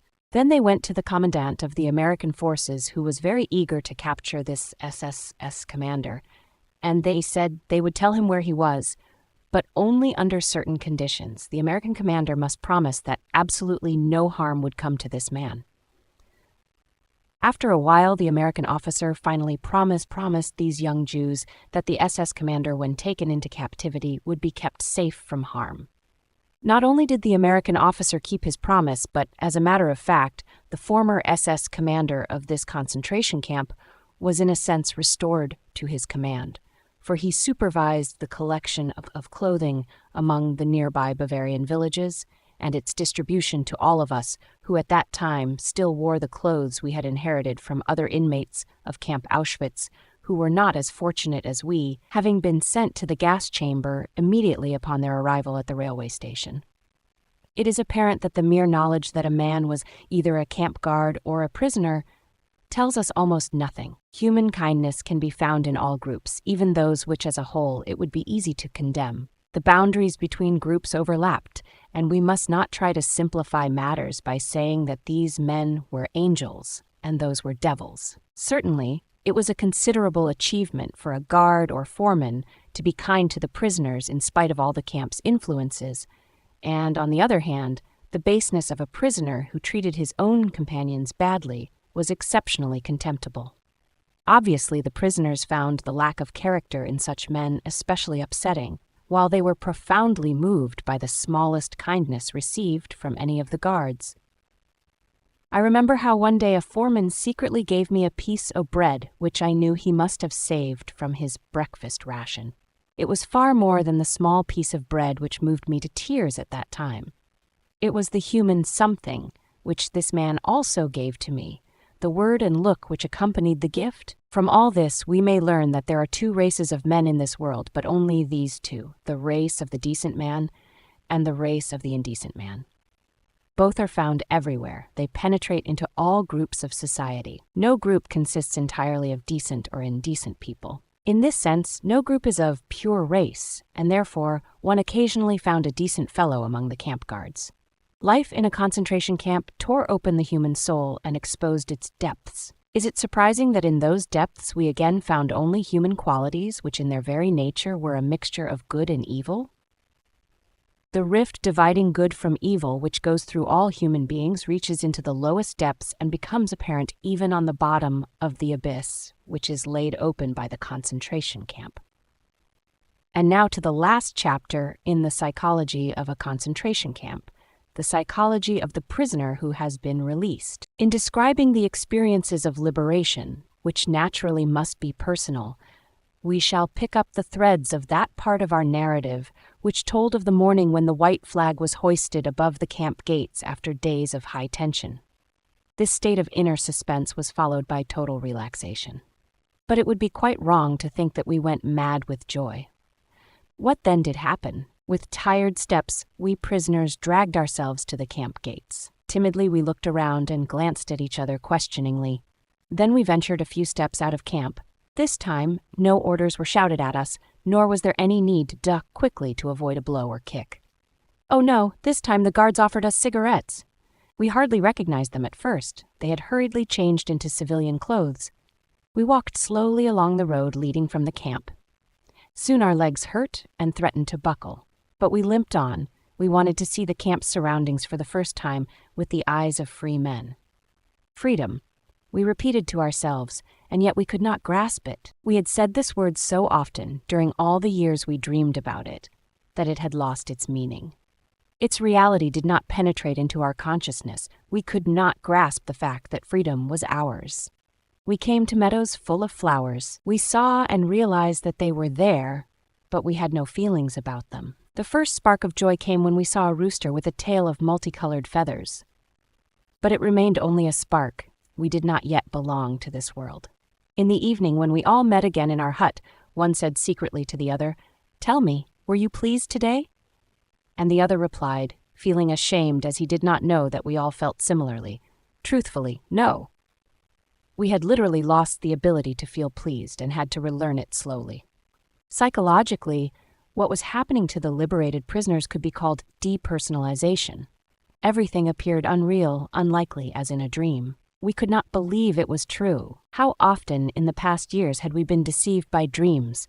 We dreamt that the day of liberation had come, that we had been set free, had returned home, greeted our friends, embraced our wives, sat down at the table, and started to tell of all the things we had gone through, even of how we had often seen the day of liberation in our dreams. And then a whistle shrilled in our ears, the signal to get up, and our dreams of freedom came to an end, and now the dream had come true. But could we truly believe in it? How long I knelt there and repeated this sentence, memory can no longer recall. But I know that on that day, in that hour, my new life started. Step for step I progressed until I again became a human being. The body has fewer inhibitions than the mind. It made good use of the new freedom from the first moment on. It began to eat ravenously for hours and days, even half the night. It is amazing what quantities one can eat. And when one of the prisoners was invited out by a friendly farmer in the neighborhood, he ate and then drank coffee, which loosened his tongue, and he then began to talk, often for hours. The pressure which had been on his mind for years was released at last. Hearing him talk, one got the impression that he had to talk, that his desire to speak was irresistible. I have known people who have been under heavy pressure only for a short time, for example, through a cross-examination by the Gestapo, to have similar reactions. Many days passed until not only the tongue was loosened, but something within oneself as well. Then feelings suddenly broke through the strange fetters which had restrained it. One day, a few days after the liberation, I walked through the country past flowering meadows for miles and miles, toward the market town near the camp. Larks rose to the sky and I could hear their joyous song. There was no one to be seen for miles around. There was nothing but the wide earth and sky, and the lark's jubilation and the freedom of space. I stopped, looked around and up to the sky. And then I went down on my knees, then up. At that moment, there was very little I knew of myself or of the world. I had but one sentence in mind, always the same. I called to the Lord from my narrow prison, and he answered me in the freedom of space. The way that led from the acute mental tension of the last days in camp, from that war of nerves to mental peace, was certainly not free from obstacles. It would be an error to think that a liberated prisoner was not in need of spiritual care anymore. We have to consider that a man who has been under such enormous mental pressure for such a long time is naturally in some danger after his liberation, especially since the pressure was released quite suddenly. This danger, in the sense of psychological hygiene, is the psychological counterpart of the bends. Just as the physical health of the caisson worker would be endangered if he left his diver's chamber suddenly, where he is under enormous atmospheric pressure, so the man who has suddenly been liberated from mental pressure can suffer damage to his moral and spiritual health. During this psychological phase, one observed that people with natures of a more primitive kind could not escape the influences of the brutality which had surrounded them in camp life. Now, being free, they thought they could use their freedom licentiously and ruthlessly. The only thing that had changed for them was that they were now the oppressors instead of the oppressed. They became instigators, not objects of willful force and injustice. They justified their behavior by their own terrible experiences. This was often revealed in apparently insignificant events. A friend was walking across a field with me toward the camp when suddenly we came to a field of green crops. Automatically, I avoided it, but he drew his arm through mine and dragged me through it. I stammered something about not treading down the young crops. He became annoyed, gave me an angry look, and shouted, "You don't say!" And hasn't enough been taken from us? My wife and child have been gassed, not to mention everything else, and you would forbid me to tread on a few stalks of oats. Only slowly could these men be guided back to the commonplace truth that no one has the right to do wrong, not even if wrong has been done to them. We had to strive to lead them back to this truth, or the consequences would have been much worse than the loss of a few thousand stalks of oats. I can still see the prisoner who rolled up his shirt sleeves, thrust his right hand under my nose, and shouted, "May this hand be cut off if I don't stain it with blood on the day when I get home." I want to emphasize that the man who said these words was not a bad fellow. He had been the best of comrades in camp, and afterwards, apart from the moral deformity resulting from the sudden release of mental pressure, there were two other fundamental experiences which threatened to damage the character of the liberated prisoner: bitterness and disillusionment when he returned to his former life. Bitterness was caused by a number of things he came up against in his former hometown, when, on his return, a man found that in many places he was met only with a shrug of the shoulders and with hackneyed phrases. He tended to become bitter and to ask himself why he had gone through all that he had. When he heard the same phrases nearly everywhere, "We did not know about it, and we too have suffered," then he asked himself, "Have they really nothing better to say to me?" The experience of disillusionment is different. Here, it was not one's fellow man, whose superficiality and lack of feeling was so disgusting that one finally felt like creeping into a hole and neither hearing nor seeing human beings anymore, but fate itself, which seemed so cruel. A man who for years had thought he had reached the absolute limit of all possible suffering, now found that suffering has no limits, and that he could suffer still more and still more intensely. When we spoke about attempts to give a man in camp mental courage, we said that he had to be shown something to look forward to in the future. He had to be reminded that life still waited for him, that a human being waited for his return. But after liberation, there were some men who found that no one awaited them. Woe to him who found that the person whose memory alone had given him courage in camp did not exist anymore. Woe to him who, when the day of his dreams finally came, found it so different from all he had longed for. Perhaps he boarded a trolley, traveled out to the home which he had seen for years in his mind, and only in his mind, and pressed the bell just as he has longed to do in thousands of dreams, only to find that the person who should open the door was not there, and would never be there again. We all said to each other in camp, there could be no earthly happiness which could compensate for all we had suffered. We were not hoping for happiness. It was not that which gave us courage and gave meaning to our suffering, our sacrifices, and our dying. And yet we were not prepared for unhappiness. This disillusionment, which awaited not a small number of prisoners, was an experience which these men have found very hard to get over, and which, for a psychiatrist, is also very difficult to help them overcome. But this must not be a discouragement to him. On the contrary, it should provide an added stimulus. But for every one of the liberated prisoners, the day comes when, looking back on his camp experiences, he can no longer understand how he endured it all. As the day of his liberation eventually came, when everything seemed to him like a beautiful dream, so also the day comes when all his camp experiences seem to him nothing but a nightmare. The crowning experience of all for the homecoming man is the wonderful feeling that, after all he has suffered, there is nothing he need fear any more, except his God. Part 2, Logotherapy in a Nutshell. This part, which has been revised and updated, first appeared as Basic Concepts of Logotherapy in the 1968 edition of Man's Search for Meaning. Readers of my short autobiographical story usually ask for a fuller and more direct explanation of my therapeutic doctrine. Accordingly, I added a brief section on logotherapy to the original edition of From Death Camp to Existentialism. But that was not enough, and I have been besieged by requests for a more extended treatment. Therefore, in the present edition, I have completely rewritten and considerably expanded my account. The assignment was not easy. To convey to the reader within a short space all the material which required 20 volumes in German is an almost hopeless task. I am reminded of the American doctor who once turned up in my office in Vienna and asked me, "Now, doctor, are you a psychoanalyst?" Whereupon I replied, "Not exactly a psychoanalyst, let's say a psychotherapist." Then he continued questioning me, "What school do you stand for?" I answered, "It is my own theory. It is called logotherapy." "Can you tell me in one sentence what is meant by logotherapy?" he asked. "At least, what is the difference between psychoanalysis and logotherapy?" "Yes," I said. "But in the first place, can you tell me in one sentence what you think the essence of psychoanalysis is?" This was his answer. "During psychoanalysis, the patient must lie down on a couch and tell you things which sometimes are very disagreeable to tell." Whereupon I immediately retorted with the following improvisation. "Now, in logotherapy, the patient may remain sitting erect, but he must hear things which sometimes are very disagreeable to hear."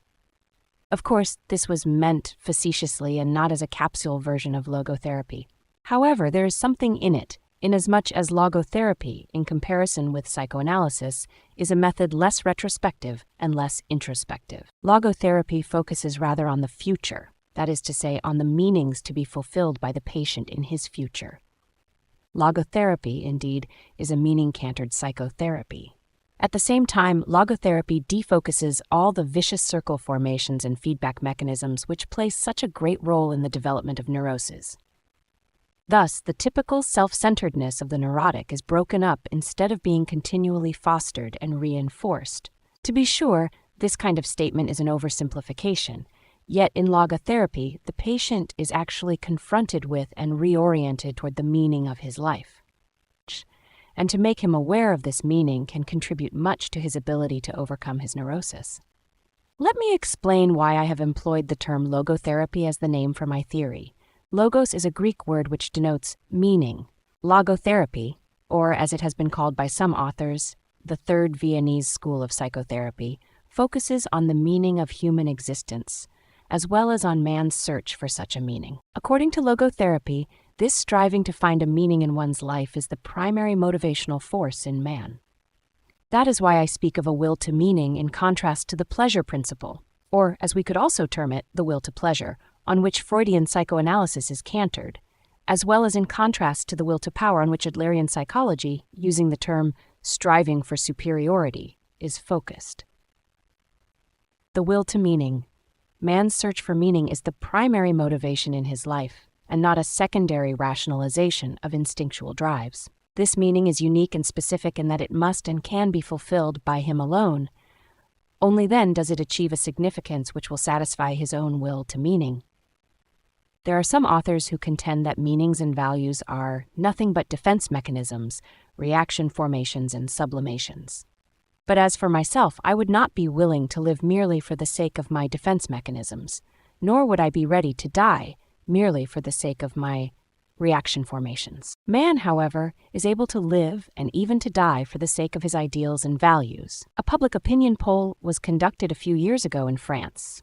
The results showed that 89% of the people polled admitted that man needs something for the sake of which to live.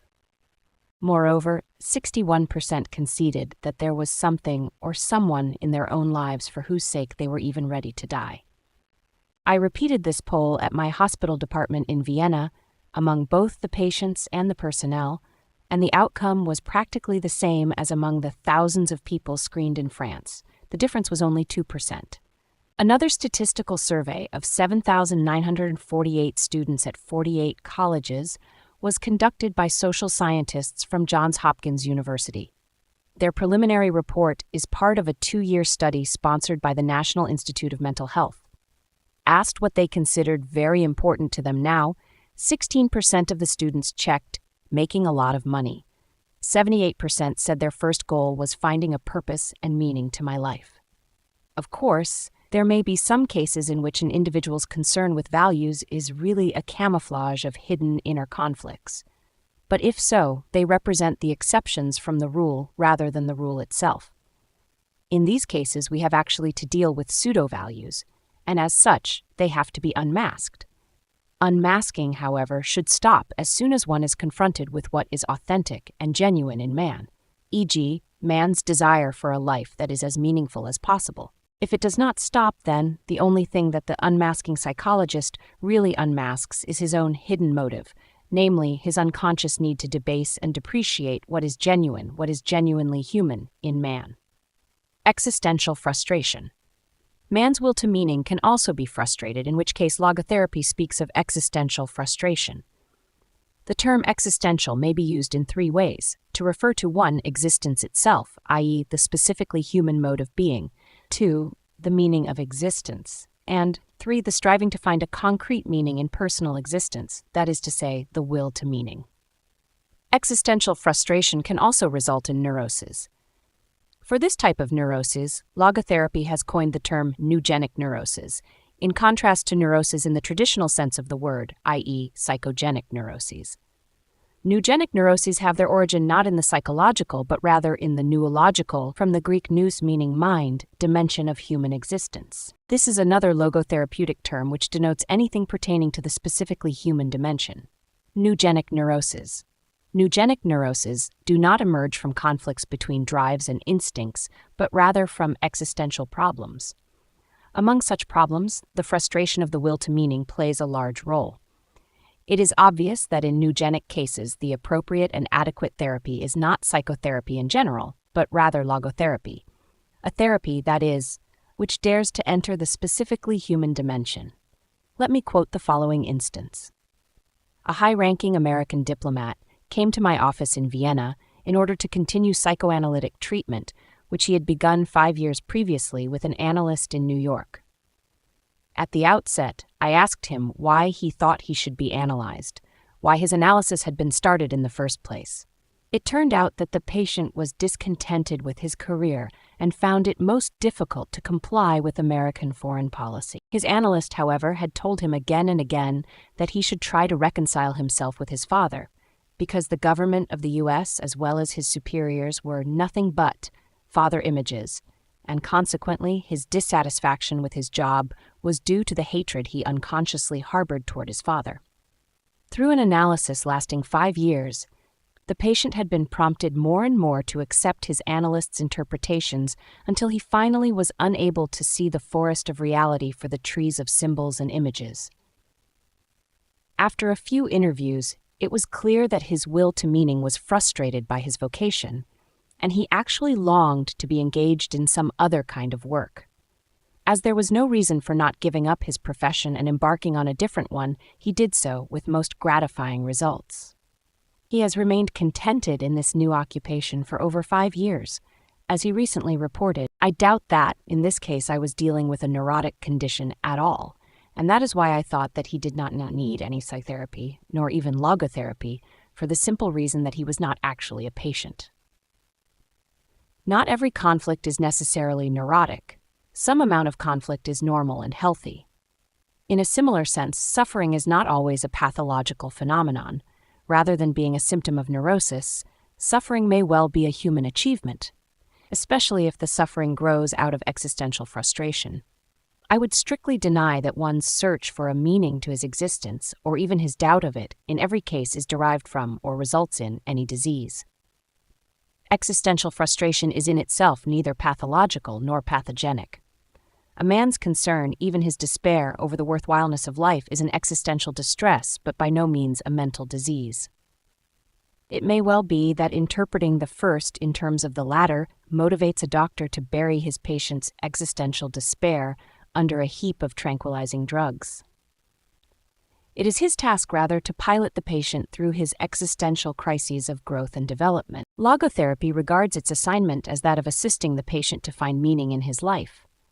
Inasmuch as logotherapy makes him aware of the hidden logos of his existence, it is an analytical process. To this extent, logotherapy resembles psychoanalysis. However, in logotherapy's attempt to make something conscious again, it does not restrict its activity to instinctual facts within the individual's unconscious, but also cares for existential realities, such as the potential meaning of his existence to be fulfilled as well as his will to meaning. Any analysis, however, even when it refrains from including the neurological dimension in its therapeutic process, tries to make the patient aware of what he actually longs for in the depth of his being. Logotherapy deviates from psychoanalysis insofar as it considers man a being whose main concern consists in fulfilling a meaning, rather than in the mere gratification and satisfaction of drives and instincts, or in merely reconciling the conflicting claims of id, ego, and superego, or in the mere adaptation and adjustment to society and environment. New dynamics. To be sure, man's search for meaning may arouse inner tension rather than inner equilibrium. However, precisely such tension is an indispensable prerequisite of mental health. There is nothing in the world, I venture to say, that would so effectively help one to survive even the worst conditions as the knowledge that there is a meaning in one's life. There is much wisdom in the words of Nietzsche. He who has a why to live for can bear almost any how. I can see in these words a motto which holds true for any psychotherapy. In the Nazi concentration camps, one could have witnessed that those who knew that there was a task waiting for them to fulfill were most apt to survive. The same conclusion has since been reached by other authors of books on concentration camps, and also by psychiatric investigations into Japanese, North Korean, and North Vietnamese prisoner of war camps. As for myself, when I was taken to the concentration camp of Auschwitz, a manuscript of mine ready for publication was confiscated. Certainly, my deep desire to write this manuscript anew helped me to survive the rigors of the camps I was in. For instance, when in a camp in Bavaria I fell ill with typhus fever, I jotted down on little scraps of paper many notes intended to enable me to rewrite the manuscript, should I live to the day of liberation. I am sure that this reconstruction of my lost manuscript in the dark barracks of a Bavarian concentration camp assisted me in overcoming the danger of cardiovascular collapse. It was the first version of my first book, the English translation of which was published by Alfred A. Knopf, New York, in 1955, under the title The Doctor and the Soul, An Introduction to Logotherapy. Thus it can be seen that mental health is based on a certain degree of tension, the tension between what one has already achieved and what one still ought to accomplish, or the gap between what one is and what one should become. Such a tension is inherent in the human being and therefore is indispensable to mental well-being. We should not, then, be hesitant about challenging man with a potential meaning for him to fulfill. It is only thus that we evoke his will to meaning from its state of latency. I consider it a dangerous misconception of mental hygiene to assume that what man needs in the first place is equilibrium, or, as it is called in biology, homeostasis, i.e., a tensionless state.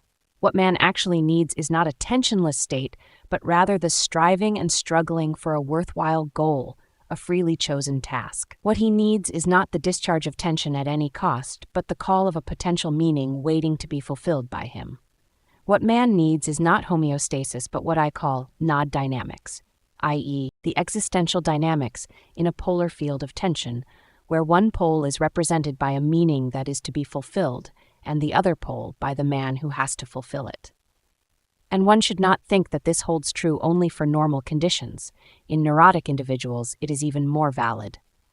If architects want to strengthen a decrepit arch, they increase the load which is laid upon it, for thereby the parts are joined more firmly together. So if therapists wish to foster their patients' mental health, they should not be afraid to create a sound amount of tension through a reorientation toward the meaning of one's life. Having shown the beneficial impact of meaning orientation, I turn to the detrimental influence of that feeling of which so many patients complain today, namely the feeling of the total and ultimate meaninglessness of their lives. They lack the awareness of a meaning worth living for. They are haunted by the experience of their inner emptiness, a void within themselves. They are caught in that situation which I have called the existential vacuum. The existential vacuum. The existential vacuum is a widespread phenomenon of the 20th century. This is understandable. It may be due to a twofold loss which man has had to undergo since he became a truly human being. At the beginning of human history, man lost some of the basic animal instincts in which an animal's behavior is embedded and by which it is secured. Such security, like paradise, is closed to man forever. Man has to make choices. In addition to this, however, man has suffered another loss in his more recent development, inasmuch as the traditions which buttressed his behavior are now rapidly diminishing. No instinct tells him what he has to do, and no tradition tells him what he ought to do. Sometimes he does not even know what he wishes to do. Instead, he either wishes to do what other people do, conformism, or he does what other people wish him to do, totalitarianism. A statistical survey recently revealed that among my European students, 25% showed a more or less marked degree of existential vacuum. Among my American students, it was not 25 but 60%. The existential vacuum manifests itself mainly in a state of boredom. Now we can understand Schopenhauer when he said that mankind was apparently doomed to vacillate eternally between the two extremes of distress and boredom. In actual fact, boredom is now causing and certainly bringing to psychiatrists more problems to solve than distress. And these problems are growing increasingly crucial, for progressive automation will probably lead to an enormous increase in the leisure hours available to the average worker. The pity of it is that many of these will not know what to do with all their newly acquired free time. Let us consider, for instance, Sunday neurosis, that kind of depression which afflicts people who become aware of the lack of content in their lives when the rush of the busy week is over and the void within themselves becomes manifest. Not a few cases of suicide can be traced back to this existential vacuum. Such widespread phenomena as depression, aggression, and addiction are not understandable unless we recognize the existential vacuum underlying them. This is also true of the crises of pensioners and aging people. Moreover, there are various masks and guises under which the existential vacuum appears. Sometimes the frustrated will to meaning is vicariously compensated for by a will to power, including the most primitive form of the will to power, the will to money. In other cases, the place of frustrated will to meaning is taken by the will to pleasure.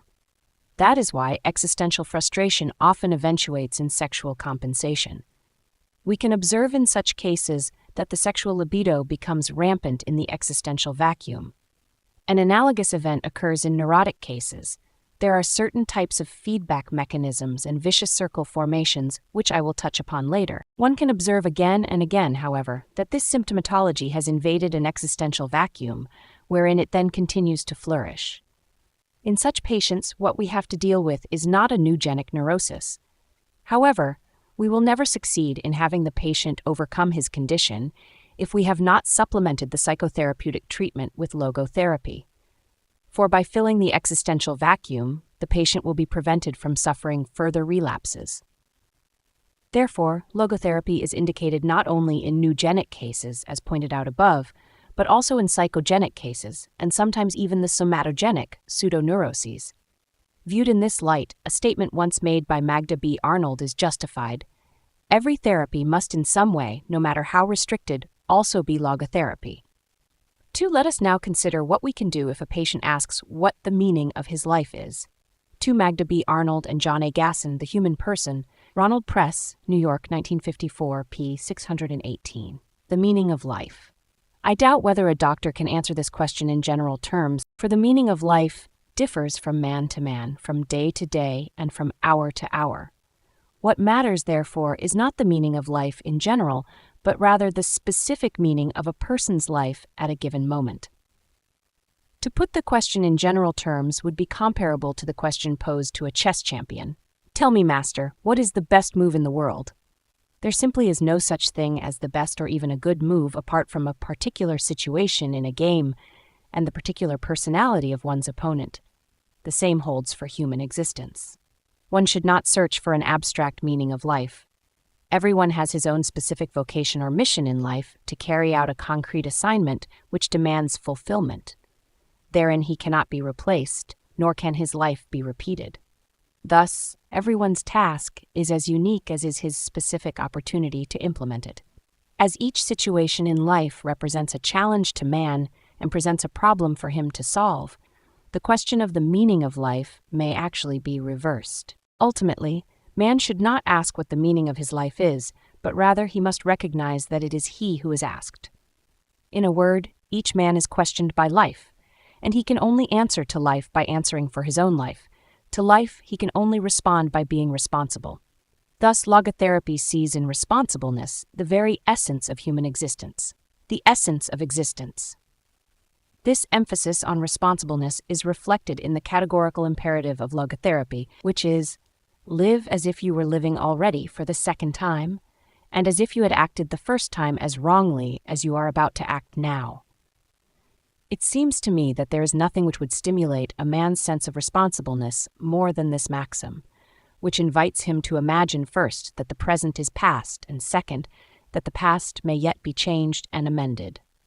Such a precept confronts him with life's finiteness as well as the finality of what he makes out of both his life and himself. Logotherapy tries to make the patient fully aware of his own responsibleness. Therefore, it must leave to him the option for what, or to whom he understands himself to be responsible. That is why a logotherapist is the least tempted of all psychotherapists to impose value judgments on his patients, for he will never permit the patient to pass to the doctor the responsibility of judging. It is, therefore, up to the patient to decide whether he should interpret his life task as being responsible to society or to his own conscience. There are people, however, who do not interpret their own lives merely in terms of a task assigned to them, but also in terms of the taskmaster who has assigned it to them. Logotherapy is neither teaching nor preaching. It is as far removed from logical reasoning as it is from moral exhortation. To put it figuratively, the role played by a logotherapist is that of an eye specialist rather than that of a painter. A painter tries to convey to us a picture of the world as he sees it. An ophthalmologist tries to enable us to see the world as it really is. The logotherapist's role consists of widening and broadening the visual field of the patient so that the whole spectrum of potential meaning becomes conscious and visible to him. By declaring that man is responsible and must actualize the potential meaning of his life, I wish to stress that the true meaning of life is to be discovered in the world rather than within man or his own psyche, as though it were a closed system. I have termed this constitutive characteristic the self-transcendence of human existence. It denotes the fact that being human always points and is directed to something or someone other than oneself, be it a meaning to fulfill or another human being to encounter. The more one forgets himself by giving himself to a cause to serve or another person to love, the more human he is and the more he actualizes himself. What is called self-actualization is not an attainable aim at all, for the simple reason that the more one would strive for it, the more he would miss it. In other words, self-actualization is possible only as a side effect of self-transcendence. Thus far, we have shown that the meaning of life always changes, but that it never ceases to be. According to logotherapy, we can discover this meaning in life in 3 different ways. 1, by creating a work or doing a deed. 2, by experiencing something or encountering someone. And 3, by the attitude we take toward unavoidable suffering. The first, the way of achievement or accomplishment, is quite obvious. The second and third need further elaboration.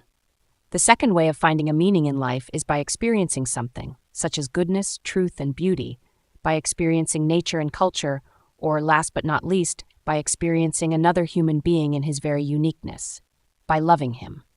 The meaning of love. Love is the only way to grasp another human being in the innermost core of his personality. No one can become fully aware of the very essence of another human being unless he loves him. By his love, he is enabled to see the essential traits and features in the beloved person. And even more, he sees that which is potential in him, which is not yet actualized, but yet ought to be actualized. Furthermore, by his love, the loving person enables the beloved person to actualize these potentialities. By making him aware of what he can be and of what he should become, he makes these potentialities come true. In logotherapy, love is not interpreted as a mere epiphenomenon 3 of sexual drives and instincts in the sense of a so-called sublimation. Love is as primary a phenomenon as sex. Normally, sex is a mode of expression for love. Sex is justified, even sanctified, as soon as, but only as long as, it is a vehicle of love. Thus, love is not understood as a mere side effect of sex. Rather, sex is a way of expressing the experience of that ultimate togetherness which is called love. The third way of finding a meaning in life is by suffering. 3, a phenomenon that occurs as the result of a primary phenomenon, the meaning of suffering. We must never forget that we may also find meaning in life even when confronted with a hopeless situation, when facing a fate that cannot be changed. For what then matters is to bear witness to the uniquely human potential at its best, which is to transform a personal tragedy into a triumph, to turn one's predicament into a human achievement. When we are no longer able to change a situation, just think of an incurable disease such as inoperable cancer. We are challenged to change ourselves. Let me cite a clear-cut example. Once, an elderly general practitioner consulted me because of his severe depression. He could not overcome the loss of his wife, who had died 2 years before and whom he had loved above all else. Now, how could I help him? What should I tell him? Well, I refrained from telling him anything, but instead confronted him with the question, "What would have happened, doctor, if you had died first and your wife would have had to survive you?" "Oh," he said, "for her this would have been terrible. How she would have suffered." Whereupon I replied, "You see, doctor, such a suffering has been spared her, and it was you who have spared her this suffering, to be sure, at the price that now you have to survive and mourn her." He said no word but shook my hand and calmly left my office. In some way, suffering ceases to be suffering at the moment it finds a meaning, such as the meaning of a sacrifice. Of course, this was no therapy in the proper sense, since, first, his despair was no disease, and second, I could not change his fate. I could not revive his wife. But in that moment, I did succeed in changing his attitude toward his unalterable fate, inasmuch as from that time on he could at least see a meaning in his suffering. It is one of the basic tenets of logotherapy that man's main concern is not to gain pleasure or to avoid pain, but rather to see a meaning in his life. That is why man is even ready to suffer, on the condition, to be sure, that his suffering has a meaning. But let me make it perfectly clear that in no way is suffering necessary to find meaning. I only insist that meaning is possible even in spite of suffering, provided certainly that the suffering is unavoidable. If it were avoidable, however, the meaningful thing to do would be to remove its cause, be it psychological, biological, or political. To suffer unnecessarily is masochistic rather than heroic. Edith Weisskopf-Joelson, before her death professor of psychology at the University of Georgia, contended in her article on logotherapy that our current mental hygiene philosophy stresses the idea that people ought to be happy, that unhappiness is a symptom of maladjustment. Such a value system might be responsible for the fact that the burden of unavoidable unhappiness is increased by unhappiness about being unhappy. And in another paper, she expressed the hope that logotherapy may help counteract certain unhealthy trends in the present-day culture of the United States, where the incurable sufferer is given very little opportunity to be proud of his suffering and to consider it ennobling rather than degrading, so that he is not only unhappy but also ashamed of being unhappy. 5. There are situations in which one is cut off from the opportunity to do one's work or to enjoy one's life, but what never can be ruled out is the unavoidability of suffering. In accepting this challenge to suffer bravely, life has a meaning up to the last moment, and it retains this meaning literally to the end. In other words, life's meaning is an unconditional one, for it even includes the potential meaning of unavoidable suffering. Let me recall that which was perhaps the deepest experience I had in the concentration camp. The odds of surviving the camp were no more than 1 in 28, as can easily be verified by exact statistics. It did not even seem possible, let alone probable, that the manuscript of my first book, which I had hidden in my coat when I arrived at Auschwitz, would ever be rescued. Thus, I had to undergo and to overcome the loss of my mental child. And now it seemed as if nothing and no one would survive me, neither a physical nor a mental child of my own. So I found myself confronted with the question whether under such circumstances my life was ultimately void of any meaning. 4. Some comments on a Viennese School of Psychiatry, the Journal of Abnormal and Social Psychology 51, 1955, pp. 701-3. 5. Logotherapy and Existential Analysis, Ada Psychotherapeutica 6, 1958, pp. 193-204. Not yet did I notice that an answer to this question with which I was wrestling so passionately was already in store for me, and that soon thereafter this answer would be given to me. This was the case when I had to surrender my clothes, and in turn inherited the worn-out rags of an inmate who had already been sent to the gas chamber immediately after his arrival at the Auschwitz railway station. Instead of the many pages of my manuscript, I found in a pocket of the newly acquired coat one single page torn out of a Hebrew prayer book containing the most important Jewish prayer, Shema Yisrael. How should I have interpreted such a coincidence, other than as a challenge to live my thoughts, instead of merely putting them on paper? A bit later, I remember, it seemed to me that I would die in the near future. In this critical situation, however, my concern was different from that of most of my comrades. Their question was, will we survive the camp? For if not, all this suffering has no meaning. The question which beset me was, has all this suffering, this dying around us, a meaning? For if not, then ultimately there is no meaning to survival, for a life whose meaning depends upon such a happenstance, as whether one escapes or not, ultimately would not be worth living at all. Meta-clinical problems. More and more, a psychiatrist is approached today by patients who confront him with human problems rather than neurotic symptoms. Some of the people who nowadays call on a psychiatrist would have seen a pastor, priest, or rabbi in former days.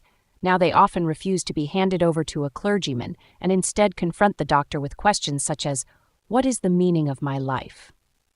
A logodrama. I should like to cite the following instance. Once, the mother of a boy who had died at the age of 11 years was admitted to my hospital department after a suicide attempt. Dr. Kurt Kukurek invited her to join a therapeutic group, and it happened that I stepped into the room where he was conducting a psychodrama. She was telling her story. At the death of her boy, she was left alone with another older son who was crippled, suffering from the effects of infantile paralysis. The poor boy had to be moved around in a wheelchair. His mother, however, rebelled against her fate. But when she tried to commit suicide together with him, it was the crippled son who prevented her from doing so. He liked living. For him, life had remained meaningful. Why was it not so for his mother? How could her life still have a meaning? And how could we help her to become aware of it? Improvising, I participated in the discussion and questioned another woman in the group. I asked her how old she was, and she answered, 30. I replied, "No, you are not 30, but instead 80, and lying on your deathbed. And now you are looking back on your life, a life which was childless but full of financial success and social prestige." And then I invited her to imagine what she would feel in this situation. What will you think of it? What will you say to yourself? Let me quote what she actually said from a tape which was recorded during that session. "Oh, I married a millionaire, I had an easy life full of wealth, and I lived it up. I flirted with men, I teased them. But now I am 80, I have no children of my own. Looking back as an old woman, I cannot see what all that was for. Actually, I must say, my life was a failure. I then invited the mother of the handicapped son to imagine herself similarly looking back over her life. Let us listen to what she had to say as recorded on the tape. I wished to have children, and this wish has been granted to me. One boy died. The other, however, the crippled one, would have been sent to an institution if I had not taken over his care. Though he is crippled and helpless, he is after all my boy, and so I have made a fuller life possible for him. I have made a better human being out of my son. At this moment, there was an outburst of tears and crying. She continued, As for myself, I can look back peacefully on my life, for I can say my life was full of meaning, and I have tried hard to fulfill it. I have done my best. I have done the best for my son. My life was no failure. Viewing her life as if from her deathbed, she had suddenly been able to see a meaning in it, a meaning which even included all of her sufferings. By the same token, however, it had become clear as well that a life of short duration, like that, for example, of her dead boy, could be so rich in joy and love that it could contain more meaning than a life lasting 80 years. After a while, I proceeded to another question, this time addressing myself to the whole group. The question was whether an ape which was being used to develop poliomyelitis serum, and for this reason punctured again and again, would ever be able to grasp the meaning of its suffering. Unanimously, the group replied that of course it would not. With its limited intelligence, it could not enter into the world of man, i.e., the only world in which the meaning of its suffering would be understandable. Then I pushed forward with the following question. And what about man? Are you sure that the human world is a terminal point in the evolution of the cosmos? Is it not conceivable that there is still another dimension, a world beyond man's world, a world in which the question of an ultimate meaning of human suffering would find an answer? The super meaning. This ultimate meaning necessarily exceeds and surpasses the finite intellectual capacities of man. In logotherapy, we speak in this context of a super meaning. What is demanded of man is not, as some existential philosophers teach, to endure the meaninglessness of life, but rather to bear his incapacity to grasp its unconditional meaningfulness in rational terms. Logos is deeper than logic. A psychiatrist who goes beyond the concept of the super meaning will sooner or later be embarrassed by his patients, just as I was when my daughter at about 6 years of age asked me the question, "Why do we speak of the good Lord?" Whereupon I said, "Some weeks ago, you were suffering from measles, and then the good Lord sent you full recovery." However, the little girl was not content. She retorted, "Well, but please, Daddy, do not forget. In the first place, he had sent me the measles." However, when a patient stands on the firm ground of religious belief, there can be no objection to making use of the therapeutic effect of his religious convictions and thereby drawing upon his spiritual resources.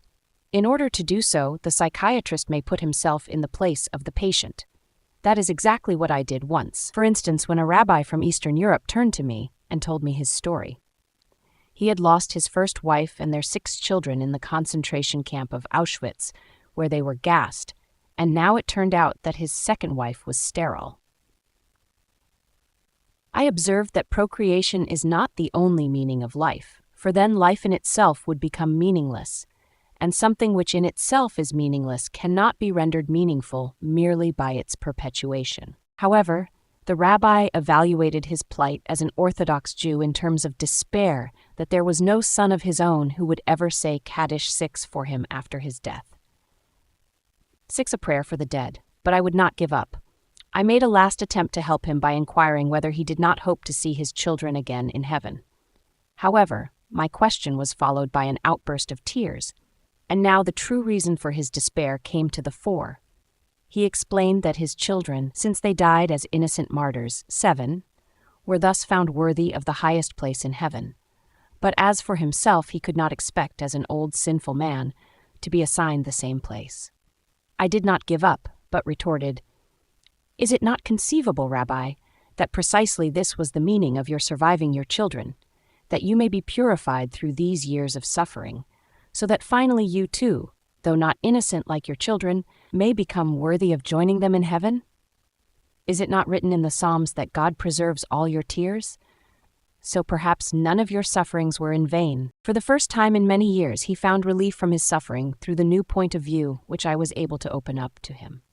7. L'Kiddush Basbem, i.e., for the sanctification of God's name. 8. Thou hast kept count of my tossings. Put thou my tears in thy bottle. Are they not in thy book? 56:8. Life's transitoriness. Those things which seem to take meaning away from human life include not only suffering, but dying as well. I never tire of saying that the only really transitory aspects of life are the potentialities, but as soon as they are actualized, they are rendered realities at that very moment. They are saved and delivered into the past, wherein they are rescued and preserved from transitoriness. For, in the past, nothing is irretrievably lost, but everything irrevocably stored. Thus, the transitoriness of our existence in no way makes it meaningless, but it does constitute our responsibleness, for everything hinges upon our realizing the essentially transitory possibilities. Man constantly makes his choice concerning the mass of present potentialities, which of these will be condemned to non-being and which will be actualized. Which choice will be made in actuality once and forever, an immortal footprint in the sands of time? At any moment, man must decide, for better or for worse, what will be the monument of his existence. Usually, to be sure, man considers only the stubble field of transitoriness and overlooks the full granaries of the past, wherein he had salvaged once and for all his deeds, his joys, and also his sufferings. Nothing can be undone, and nothing can be done away with. I should say having been is the surest kind of being. Logotherapy, keeping in mind the essential transitoriness of human existence, is not pessimistic, but rather activistic. To express this point figuratively, we might say, the pessimist resembles a man who observes with fear and sadness that his wall calendar, from which he daily tears a sheet, grows thinner with each passing day. On the other hand, the person who attacks the problems of life actively is like a man who removes each successive leaf from his calendar and files it neatly and carefully away with its predecessors, after first having jotted down a few diary notes on the back. He can reflect with pride and joy on all the richness set down in these notes, on all the life he has already lived to the fullest. What will it matter to him if he notices that he is growing old? Has he any reason to envy the young people whom he sees, or wax nostalgic over his own lost youth? What reasons has he to envy a young person, for the possibilities that a young person has, the future which is in store for him? No, thank you, he will think. Instead of possibilities, I have realities in my past, not only the reality of work done and of love loved, but of sufferings bravely suffered. These sufferings are even the things of which I am most proud, though these are things which cannot inspire envy. Logotherapy as a technique. A realistic fear, like the fear of death, cannot be tranquilized away by its psychodynamic interpretation. On the other hand, a neurotic fear, such as agoraphobia, cannot be cured by philosophical understanding. However, logotherapy has developed a special technique to handle such cases, too. To understand what is going on whenever this technique is used, we take as a starting point a condition which is frequently observed in neurotic individuals, namely anticipatory anxiety. It is characteristic of this fear that it produces precisely that of which the patient is afraid. An individual, for example, who is afraid of blushing when he enters a large room and faces many people will actually be more prone to blush under these circumstances. In this context, one might amend the saying, "The wish is father to the thought," to "the fear is mother of the event." Ironically enough, in the same way that fear brings to pass what one is afraid of, likewise, a forced intention makes impossible what one forcibly wishes. This excessive intention, or hyperintention as I call it, can be observed particularly in cases of sexual neurosis. The more a man tries to demonstrate his sexual potency or a woman her ability to experience orgasm, the less they are able to succeed. Pleasure is, and must remain, a side effect or byproduct, and is destroyed and spoiled to the degree to which it is made a goal in itself. In addition to excessive intention as described above, excessive attention or hyperreflection, as it is called in logotherapy, may also be pathogenic, that is, lead to sickness. The following clinical report will indicate what I mean. A young woman came to me complaining of being frigid. The case history showed that in her childhood she had been sexually abused by her father.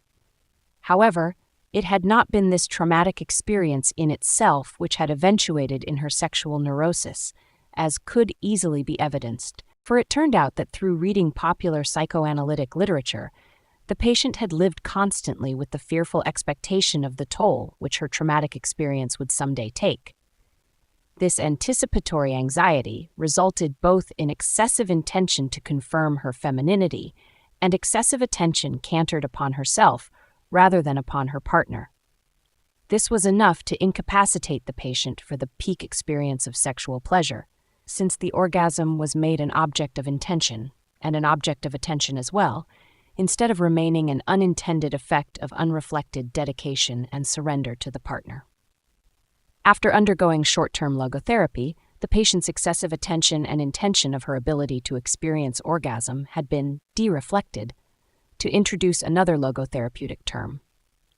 When her attention was refocused toward the proper object, i.e. the partner, orgasm established itself spontaneously. In order to treat cases of sexual impotence, a specific logotherapeutic technique has been developed based on the theory of hyperintention and hyperreflection, as sketched above, Viktor E. Frankl, The Pleasure Principle and Sexual Neurosis, The International Journal of Sexology, Vol. 5, No. 3, 1952, pp. 128-30. Of course, this cannot be dealt with in this brief presentation of the principles of logotherapy. Logotherapy bases its technique called paradoxical intention on the twofold fact that fear brings about that which one is afraid of, and that hyperintention makes impossible what one wishes. In German, I described paradoxical intention as early as 1939.10. In this approach, the phobic patient is invited to intend, even if only for a moment, precisely that which he fears. 10 Viktor E. Frankl, Zur medikamentosen Unterstützung der Psychotherapie bei Neurosen, Schweizer Archiv für Neurologie und Psychiatrie, Vol. 43, pp. 26-31. Let me recall a case. A young physician consulted me because of his fear of perspiring. Whenever he expected an outbreak of perspiration, this anticipatory anxiety was enough to precipitate excessive sweating. In order to cut this circle formation, I advised the patient, in the event that sweating should recur, to resolve deliberately to show people how much he could sweat. A week later, he returned to report that whenever he met anyone who triggered his anticipatory anxiety, he said to himself, "I only sweated out a quart before, but now I'm going to pour at least 10 quarts." The result was that, after suffering from his phobia for 4 years, he was able, after a single session, to free himself permanently of it within 1 week. The reader will note that this procedure consists of a reversal of the patient's attitude, inasmuch as his fear is replaced by a paradoxical wish. By this treatment, the wind is taken out of the sails of the anxiety. Such a procedure, however, must make use of the specifically human capacity for self-detachment inherent in a sense of humor. This basic capacity to detach one from oneself is actualized whenever the logotherapeutic technique, called paradoxical intention, is applied. At the same time, the patient is enabled to put himself at a distance from his own neurosis. A statement consistent with this is found in Gordon W. Allport's book, The Individual and His Religion. The neurotic who learns to laugh at himself may be on the way to self-management, perhaps to cure. 11 in New York, The Macmillan Co., 1956, p. 92. Paradoxical intention is the empirical validation and clinical application of Allport's statement. A few more case reports may serve to clarify this method further. The following patient was a bookkeeper who had been treated by many doctors and in several clinics without any therapeutic success. When he was admitted to my hospital department, he was in extreme despair, confessing that he was close to suicide. For some years, he had suffered from a writer's cramp, which had recently become so severe that he was in danger of losing his job. Therefore, only immediate short-term therapy could alleviate the situation. In starting treatment, Dr. Eva Kozdera recommended to the patient that he do just the opposite of what he usually had done, namely, instead of trying to write as neatly and legibly as possible, to write with the worst possible scrawl. He was advised to say to himself, "Now I will show people what a good scribbler I am." and at the moment in which he deliberately tried to scribble, he was unable to do so.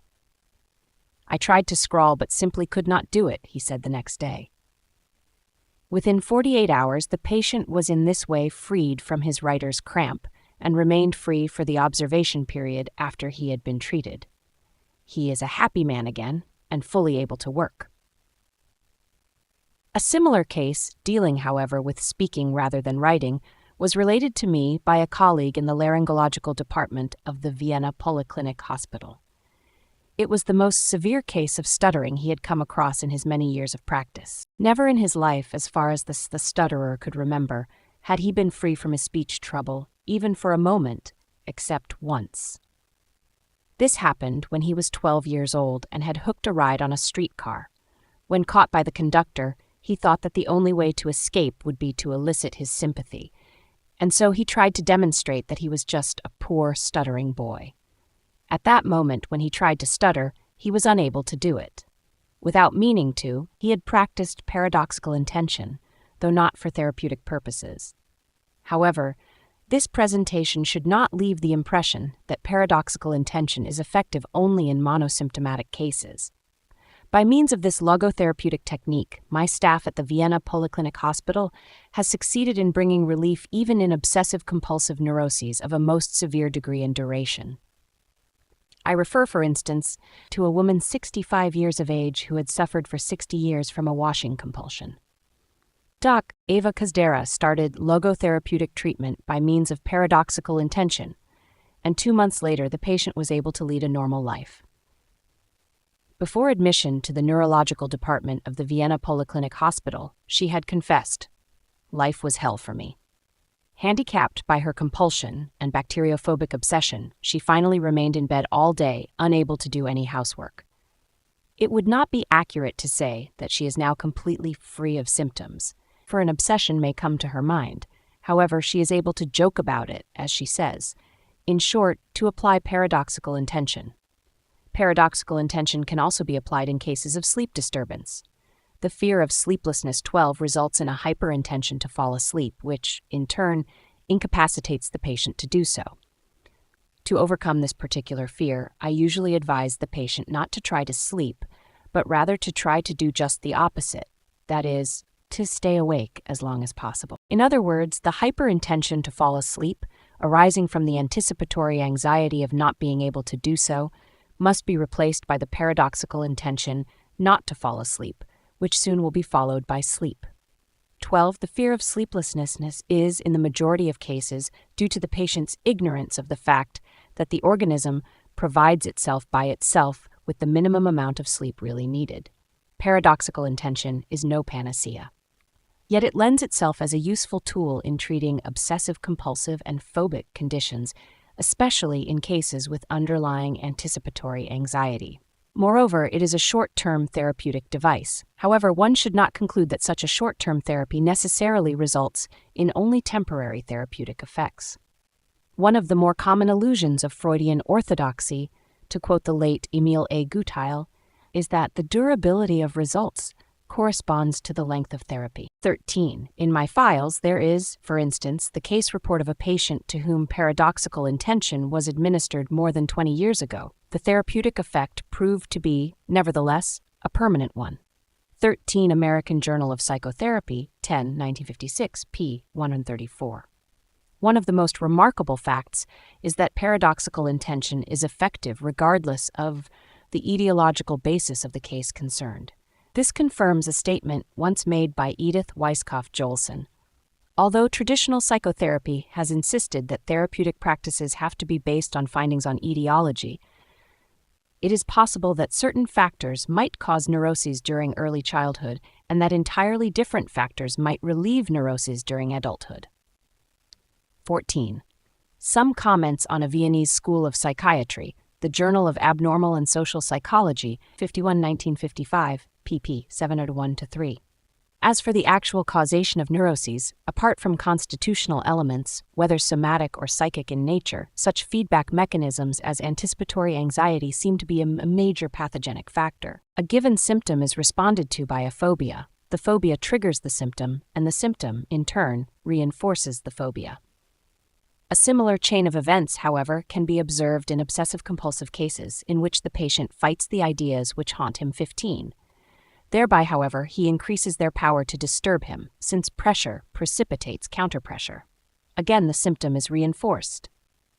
On the other hand, as soon as the patient stops fighting his obsessions and instead tries to ridicule them by dealing with them in an ironical way, by applying paradoxical intention, the vicious circle is cut, the symptom diminishes and finally atrophies. In the fortunate case where there is no existential vacuum which invites and elicits the symptom, the patient will not only succeed in ridiculing his neurotic fear, but finally will succeed in completely ignoring it. 15. This is often motivated by the patient's fear that his obsessions indicate an imminent or even actual psychosis. The patient is not aware of the empirical fact that an obsessive-compulsive neurosis is immunizing him against a formal psychosis rather than endangering him in this direction.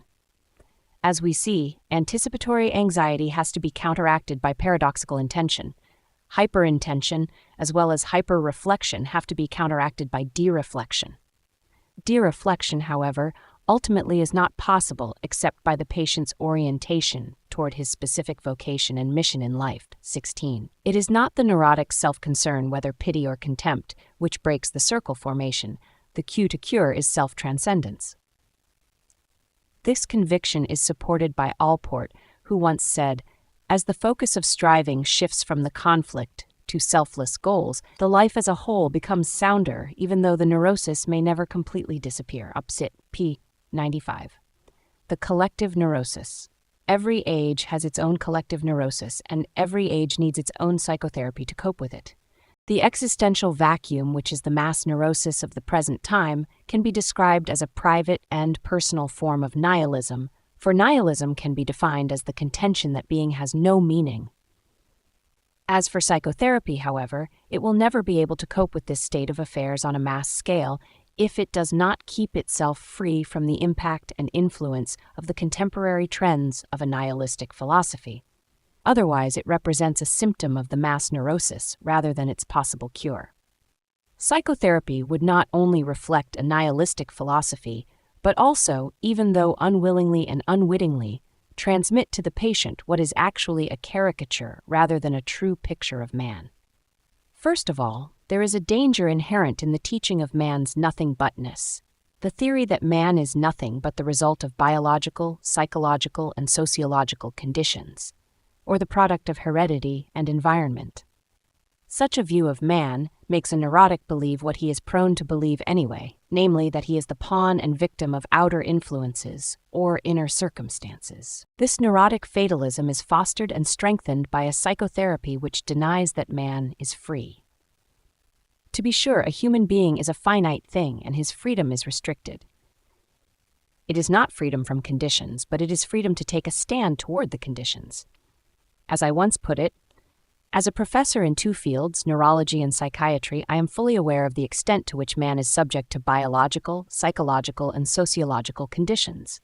But in addition to being a professor in two, I'm a survivor of 4 camps, concentration camps, that is, and as such I also bear witness to the unexpected extent to which man is capable of defying and braving even the worst conditions conceivable. 717. Value Dimensions in Teaching, a color television film produced by Hollywood Animators, Inc. for the California Junior College Association. Critique of Pandeterminism. Psychoanalysis has often been blamed for its so-called pansexualism. I, for one, doubt whether this reproach has ever been legitimate.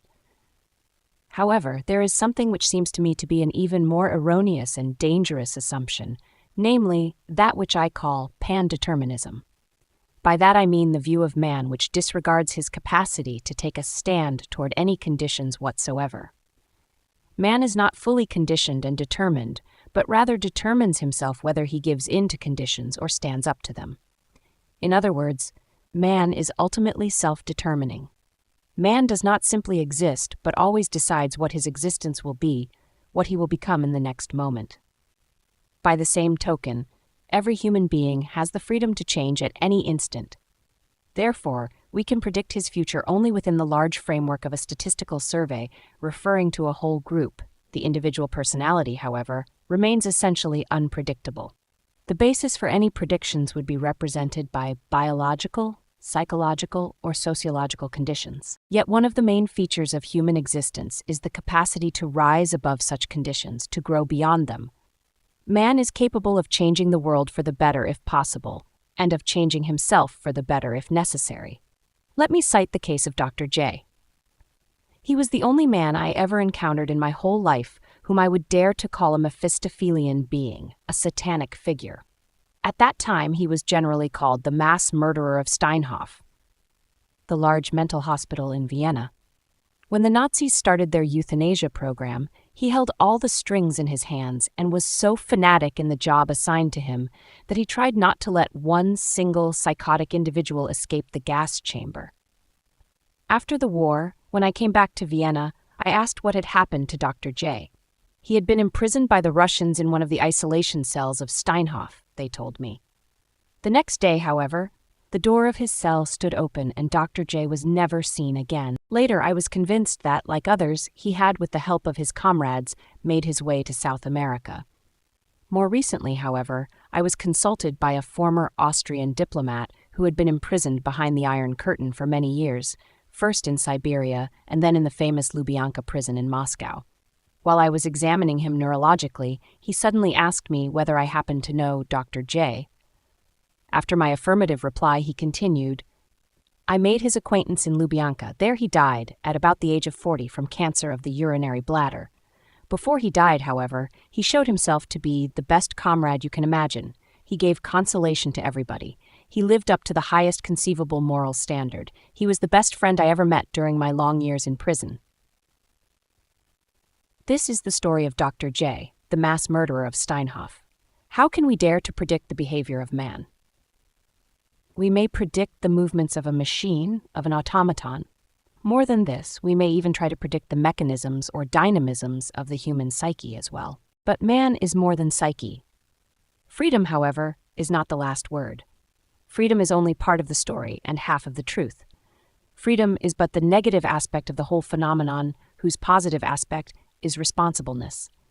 In fact, freedom is in danger of degenerating into mere arbitrariness unless it is lived in terms of responsibleness. That is why I recommend that the Statue of Liberty on the East Coast be supplemented by a Statue of Responsibility on the West Coast. The psychiatric credo. There is nothing conceivable which would so condition a man as to leave him without the slightest freedom. Therefore, a residue of freedom, however limited it may be, is left to man in neurotic and even psychotic cases. Indeed, the innermost core of the patient's personality is not even touched by a psychosis. An incurably psychotic individual may lose his usefulness, but yet retain the dignity of a human being. This is my psychiatric credo. Without it, I should not think it worthwhile to be a psychiatrist. For whose sake? Just for the sake of a damaged brain machine which cannot be repaired. If the patient were not definitely more, euthanasia would be justified. Psychiatry rehumanized.